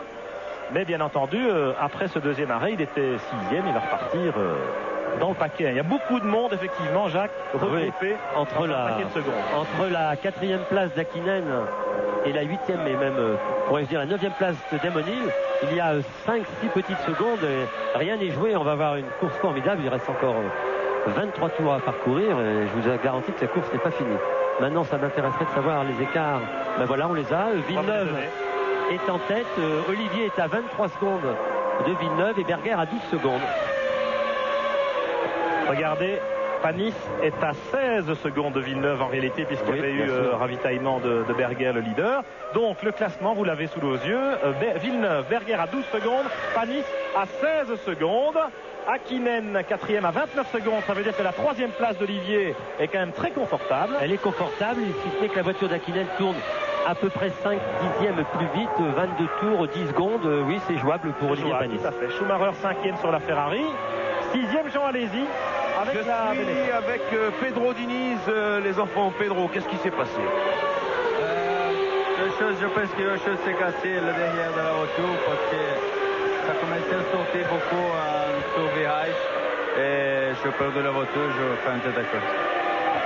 Merci Pedro. Eh bien, c'est fait. Vous voyez, Pedro rentre tristement à son stand. Ce qui va faire les affaires d'Olivier Panis, c'est que Michael Schumacher est très près de la voiture d'Hakkinen et qui vont certainement se frotter durant ces 24 tours et ça va peut-être aider Olivier à garder son avantage sur la voiture d'Hakkinen. Mais Olivier tourne régulièrement en 19,5, Hakkinen en 19, Schumacher en 19,1, Villeneuve en 19,2 et Berger toujours le plus rapide en 18,6, ce qui veut dire qu'il est 5-6 dixièmes plus rapide que Villeneuve et qu'il n'y a encore effectivement que 11 secondes d'écart et c'est encore jouable pour Berger. Oui, c'est pas fini ce Grand Prix. Regardez les derniers tours de Berger et de Villeneuve respectivement. Villeneuve un petit peu moins constant, un petit peu moins régulier que Gerhard Berger et ça n'est pas forcément lié au trafic. Il faut quand même dire que Villeneuve a des freins de 28, donc je ne pense pas que Villeneuve aura des problèmes de frein d'ici la fin de la course. Alors, un petit point du classement au 50e tour. Voilà, le classement défile. Villeneuve, Berger, Panis. Les écarts, vous les connaissez, 11 secondes, 16 secondes. Hakkinen, Schumacher, allez-y, 6e. Et tout ça se tient dans un mouchoir. Je peux vous dire que Hakkinen, Schumacher, allez-y, ils sont quasiment roue dans roue. Herbert est 7e. Frenzen 8e, mais Herbert va encore s'arrêter une fois. Hill 9e, il ne fait qu'un seul arrêt. Fisichella 10e avec la Jordan Peugeot. Et puis David Coulthard et Ralf Schumacher un peu plus loin. Larini est 13e, Trulli 14e, Salo 15e, Nakano 16e, Irvine 17e, Verstappen 18e, Katayama 19e, 19 voitures en course sur les 22 qui ont pris le départ. Oui, il faut expliquer aussi que la température n'est pas très élevée, que les voitures souffrent beaucoup moins, les moteurs moins de température permet une meilleure fiabilité de la voiture. Je vous signale que Olivier Panis vient de faire un tour en 19,1, ce qui veut dire que ses pneus sont toujours en bon état. Jacques, eh bien, je vous propose justement, Jacques et Pierre, une scène un petit peu calme dans ce Grand Prix extrêmement dur. Regardez Madame Panis et tous les mécaniciens de Panis en train de surveiller, changer, regarder l'écran, regarder le chronométrage. Et ils s'installent, mais voyez, c'est le plus grand calme dans l'équipe Prost Honda autour du stand d'Olivier Panis. Je pense que c'est une quiétude tout à fait aléatoire, parce que je peux vous dire que les mécaniciens et tout le staff Prost doivent être très inquiets. Mais néanmoins satisfait de cette formidable performance d'Olivier Panis et de la Prost Honda dans ce Grand Prix du Brésil, déjà 5e en Australie pour l'ouverture de la saison. Eh bien Olivier va peut-être monter sur le podium à l'arrivée de ce deuxième Grand Prix. Ce serait évidemment formidable pour l'équipe Prost. Et puis Olivier n'est simplement qu'à 5 secondes de Berger, que tout peut arriver dans ces derniers tours. Les hommes, les mécaniques sont fatigués, il fait chaud, enfin pas trop chaud, mais la fin de course est difficile, 12 tours ici.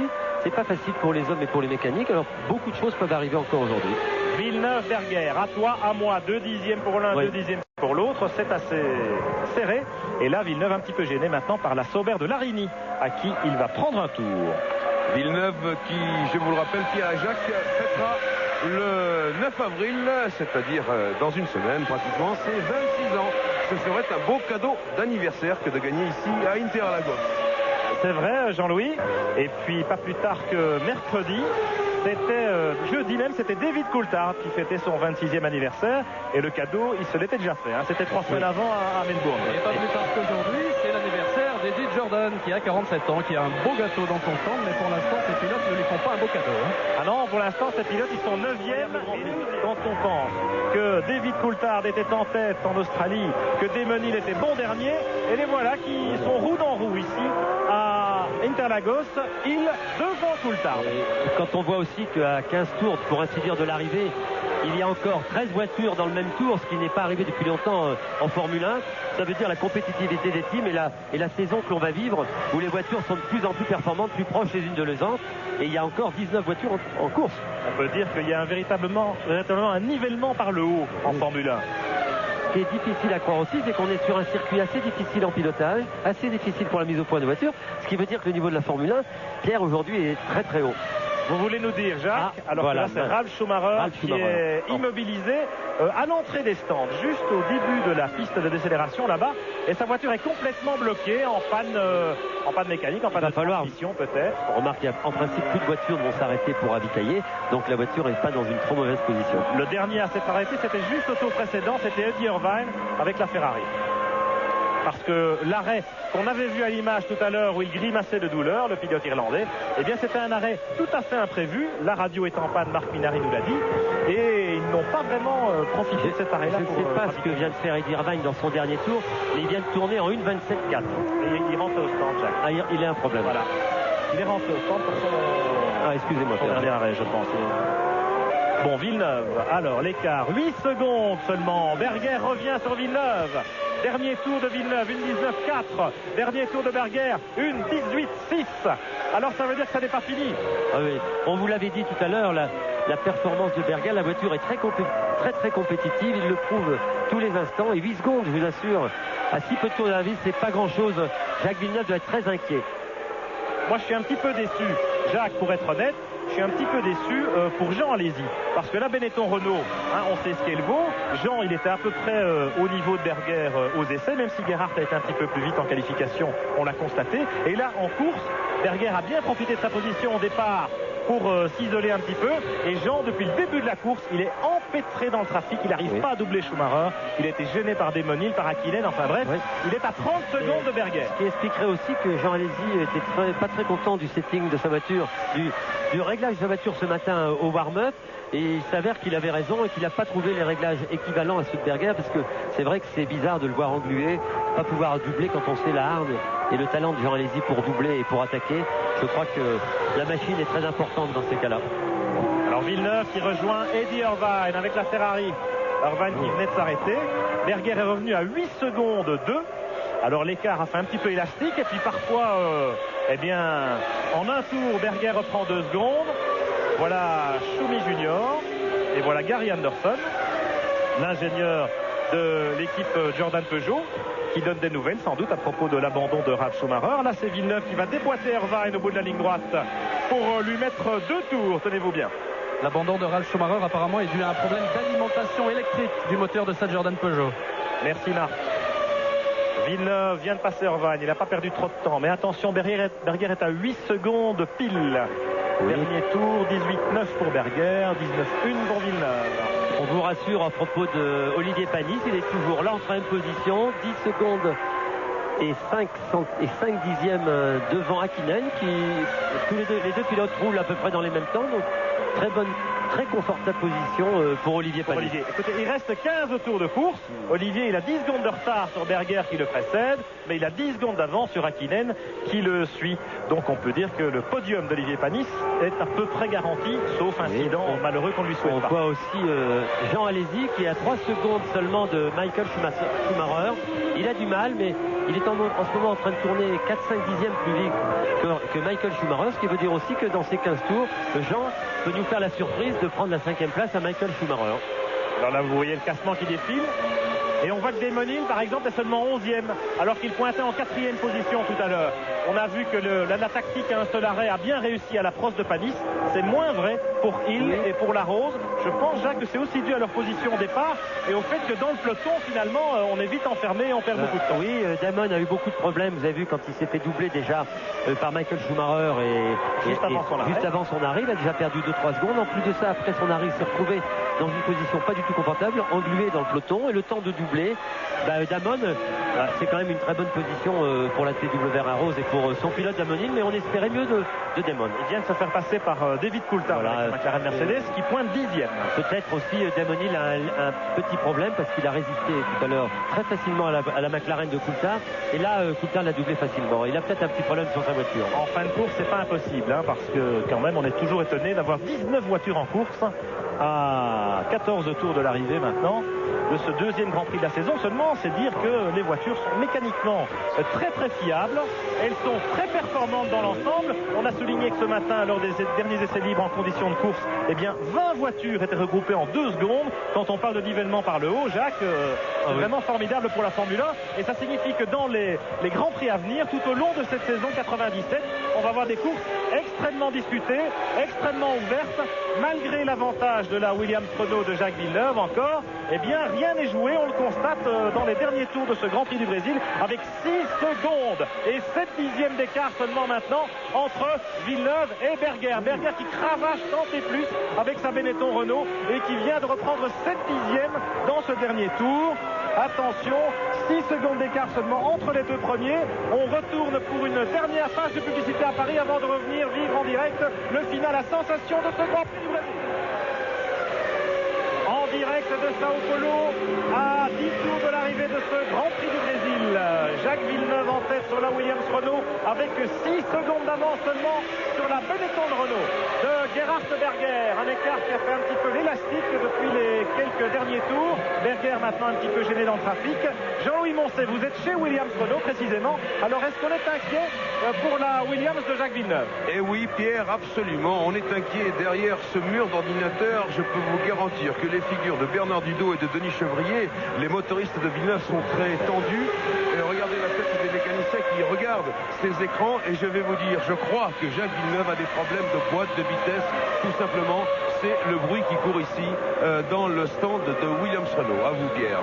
Merci Jean-Louis. Alors Jacques Lafitte, qu'est-ce qu'on peut dire de ce duel au finish, ce suspense de fin de course avec Villeneuve qu'on voit effectivement parfois en difficulté dans certains virages, en motricité, en glisse peut-être. Je ne peux pas vous dire à propos de la boîte de vitesse, je ne suis pas dans la voiture, mais c'est vrai que le comportement de la Williams, que ce soit sur les bosses ou dans les virages, peut-être que Jacques Villeneuve est obligé d'attaquer très fortement du fait de ce manque, peut-être qu'il lui manque une vitesse et qu'il rentre dans les virages un peu vite, mais la voiture est très survireuse. On voit la voiture partir dans des dérobades, ce qui n'est pas habituel pour la Williams Renault. Et il est en difficulté, il tient une bonne cadence maintenant par rapport à Berger, il tourne à peu près dans les mêmes temps. Mais c'est vrai que 10 tours, vous voyez. Et puis grand problème avec le trafic. Desmony très sympa, il l'a vu. Difficulté pour Jacques de doubler Desmony, qu'il a vu au dernier moment, il a très confortablement laissé passer. Très sympa Desmony, il a vu dans le rétroviseur et il a vu que c'était Villeneuve, il l'a laissé passer. Si on est inquiet du côté des Renault alors aussi, Williams, on est inquiet un peu moins, on est très tendu aussi du côté des Renault Benetton. Tous les ingénieurs qui entourent Jean-François Robin suivent leur graphique de télémétrie, suivent leur classement avec beaucoup d'attention. On voit de temps en temps, lorsque Jacques Villeneuve se dérobe, quelques sourires se dessiner sur leur visage. Ils y croient à la remontée de leur pilote. Et puis sur le muret, on dispute ferme entre Flavio Briatore, John Villadelprat et Nick Wirtz également. Alors derrière ce doublé Renault dans l'ordre Williams Benetton, regardez, vous voyez, il vire au large, il glisse, il perd de l'adhérence. Alors là, il a peut-être retardé un freinage, Jacques. Est-ce qu'il n'aurait pas plutôt des problèmes de frein, Jacques Villeneuve, que depuis pas mal de tours, on le voit aller très haut dans ses freinages, ce qui veut dire que la voiture n'arrive pas à l'arrêter, ou alors il dispose plus de second ou troisième rapport, ceci expliquant cela, mais il est en difficulté, il est en train d'attaquer comme un fou pour maintenir l'écart avec Berger. Il y arrive, puisqu'il tourne presque dans les temps de Berger à l'heure actuelle. Alors souvenez-vous du final du Grand Prix d'Australie avec Frenzen, qui a eu une panne de frein à 3 tours du drapeau à damier. On ne souhaite pas ça à Jacques Villeneuve évidemment, mais c'est pas impossible malgré les fameux disques de 28 mm. Regardez Berger, il est aussi dans le trafic, un petit peu gêné par la Ferrari, mais quand même il n'est pas loin. Il est à 5 secondes 8 maintenant, Gerhard. Il remonte sur Villeneuve, ça continue, la pression est sur le Canadien. Doublé Renault donc dans l'ordre Williams Benetton pour l'instant, peut-être dans un ordre différent tout à l'heure. Espérons que Berger va avoir facilité pour doubler Eddie Irvine qui est devant lui à un tour, parce que ça va lui permettre de récupérer presque une seconde que vient de perdre Jacques Villeneuve en doublant les attardés. Voilà, Eddie Irvine très sportivement a laissé passer dans la trajectoire, c'est formidable. Irvine joue le jeu, il est resté sur la droite de la piste. Il a effectivement bien joué. Genre derrière ce doublé Renault, mon cher Jacques, il y a un triplé français en quelque sorte, les deux Renault et puis Olivier Panis sur la Prost, toujours solidement accroché à sa 3e place. Il tourne dans la cadence en ce moment, dans la même cadence que les hommes de tête, que Berger, ce qui prouve que Olivier contrôle parfaitement la situation et surtout que ces fantastiques pneus Bridgestone contrôlent aussi bien la piste. Et qu'on va avoir une année formidable pour l'écurie Prost et pour Olivier Panis. Un podium en vue maintenant dans ce Grand Prix du Brésil de Formule 1. Et une belle opération au classement du championnat du monde aussi, parce que rappelons que Villeneuve, s'il l'emporte, n'avait pas marqué de points en Australie.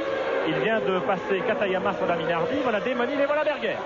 Berger qui s'est débarrassé de la Ferrari d'Irvine. L'écart est de 5 secondes 4, alors que nous sommes à 8 tours de l'arrivée maintenant.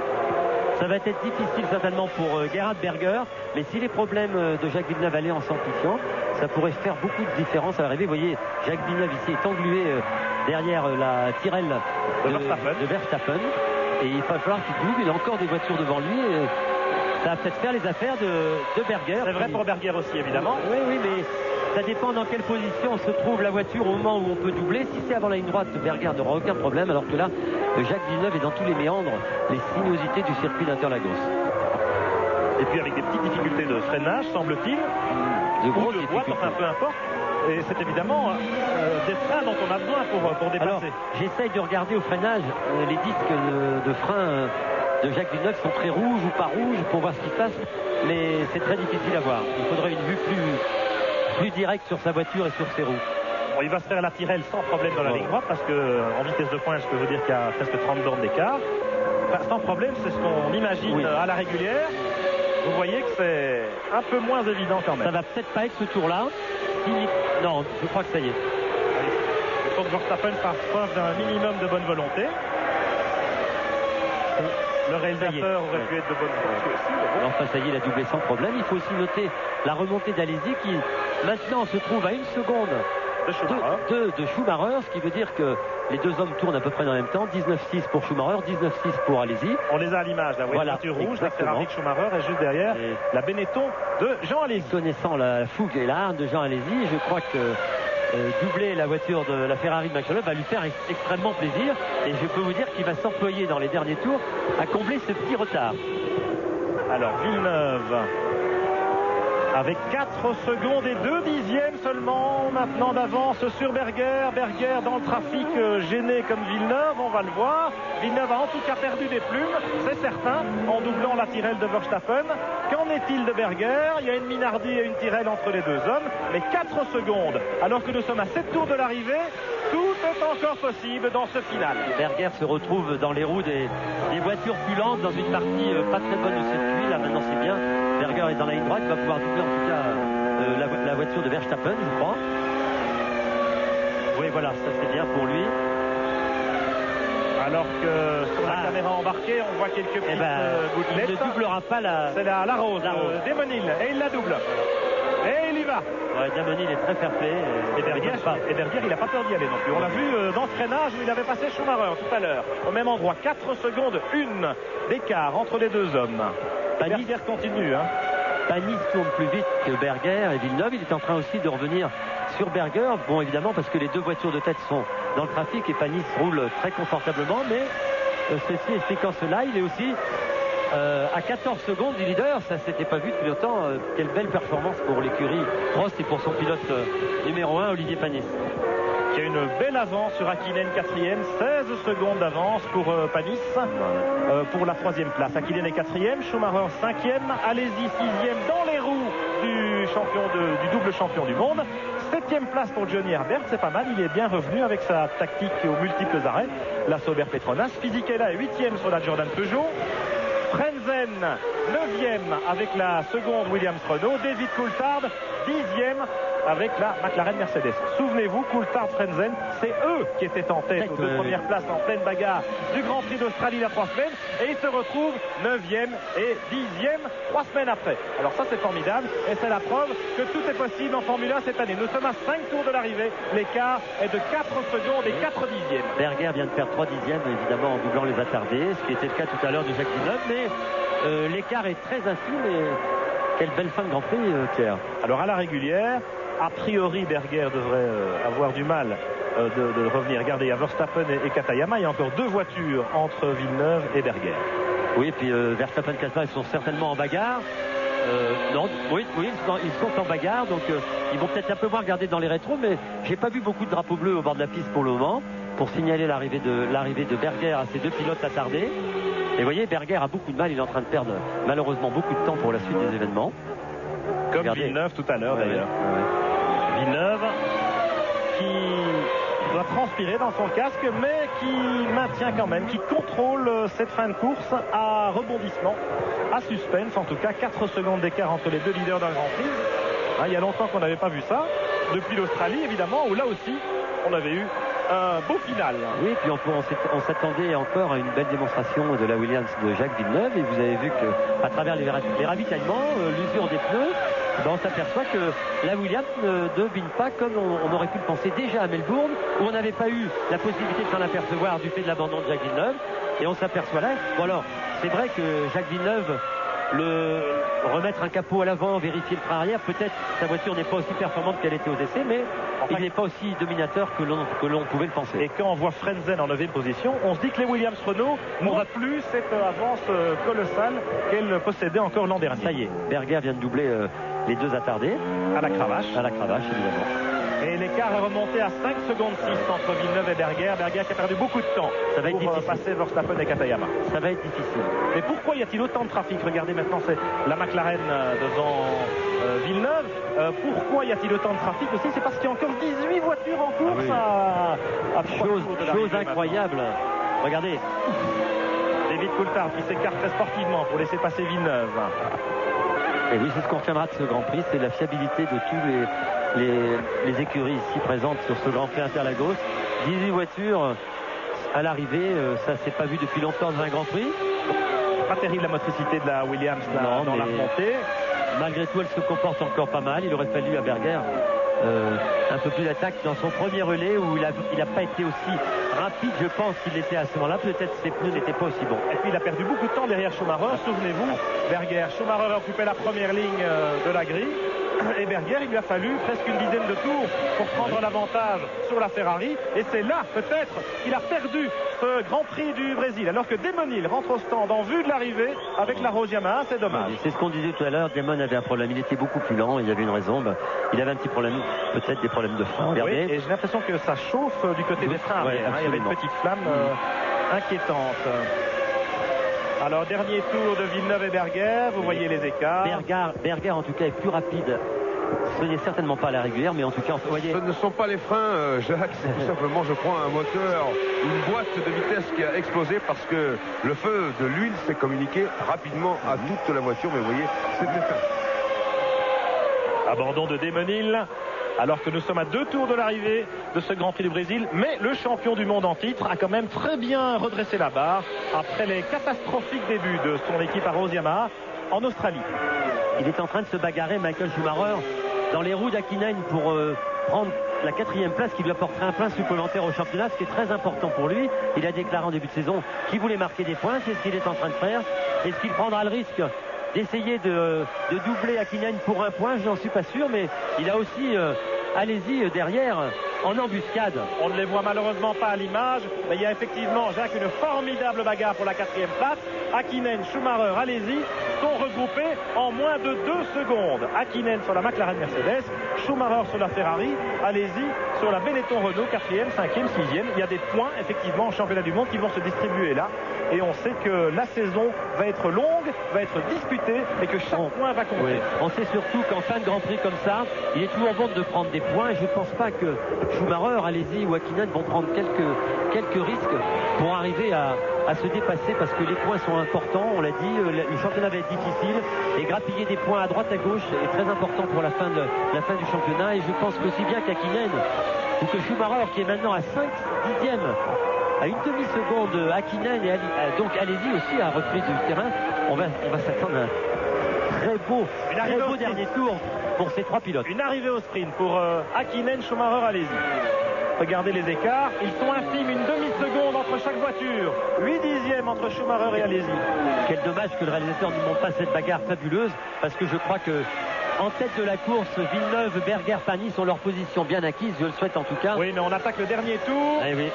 Et on va le faire avec le vainqueur. Évidemment, la Williams Renault de Jacques Villeneuve dans son dernier tour, le pilote canadien qui va remporter la victoire dans ce Grand Prix du Brésil et marquer 10 points très précieux au classement du championnat du monde après son 0 point de l'Australie. Villeneuve avec 4 secondes et 7/10 d'avance sur Gerhard Berger en 2e position sur la Benetton Renault. Formidable Panis. Panis 3e avec la Prost Honda à 16 secondes seulement de l'homme de tête. Voilà qui nous annonce des lendemains qui chantent. Ah oui, extraordinaire performance pour l'écurie Prost et pour son pilote Olivier Panis. Bravo à Bridgestone. Belle course pour cette équipe.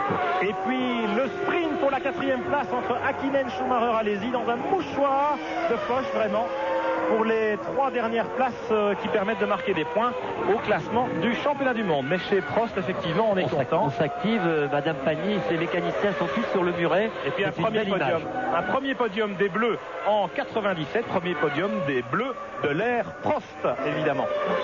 Jacques Villeneuve dans la ligne droite, la dernière ligne droite.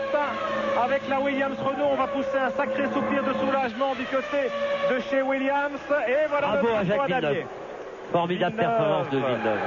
Qui remporte une très belle victoire. Berger deuxième à 4 secondes, le voilà dans les roues de la McLaren de Coulthard, le vainqueur du Grand Prix précédent qui termine à un tour, 10e.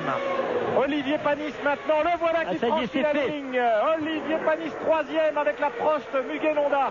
Formidable performance, sensationnel début de saison 97 pour Olivier, qui va être un des seuls à marquer des points dans les 2 premiers Grands Prix, puisqu'il a terminé 5e en Australie, il termine 3e ici, il va être en position de force au classement du championnat du monde. Schumacher 5e, Alesi 6e, Hakkinen 4e. Voilà donc les 6 premiers de ce Grand Prix du Brésil de Formule 1, une course absolument sensationnelle. Je vous propose de nous retrouver pour le podium de ce Grand Prix du Brésil et tirer les conclusions avec Jacques Lafitte après le journal de 20h que vous présente Jean-Claude Narcy dans quelques instants. À tout à l'heure.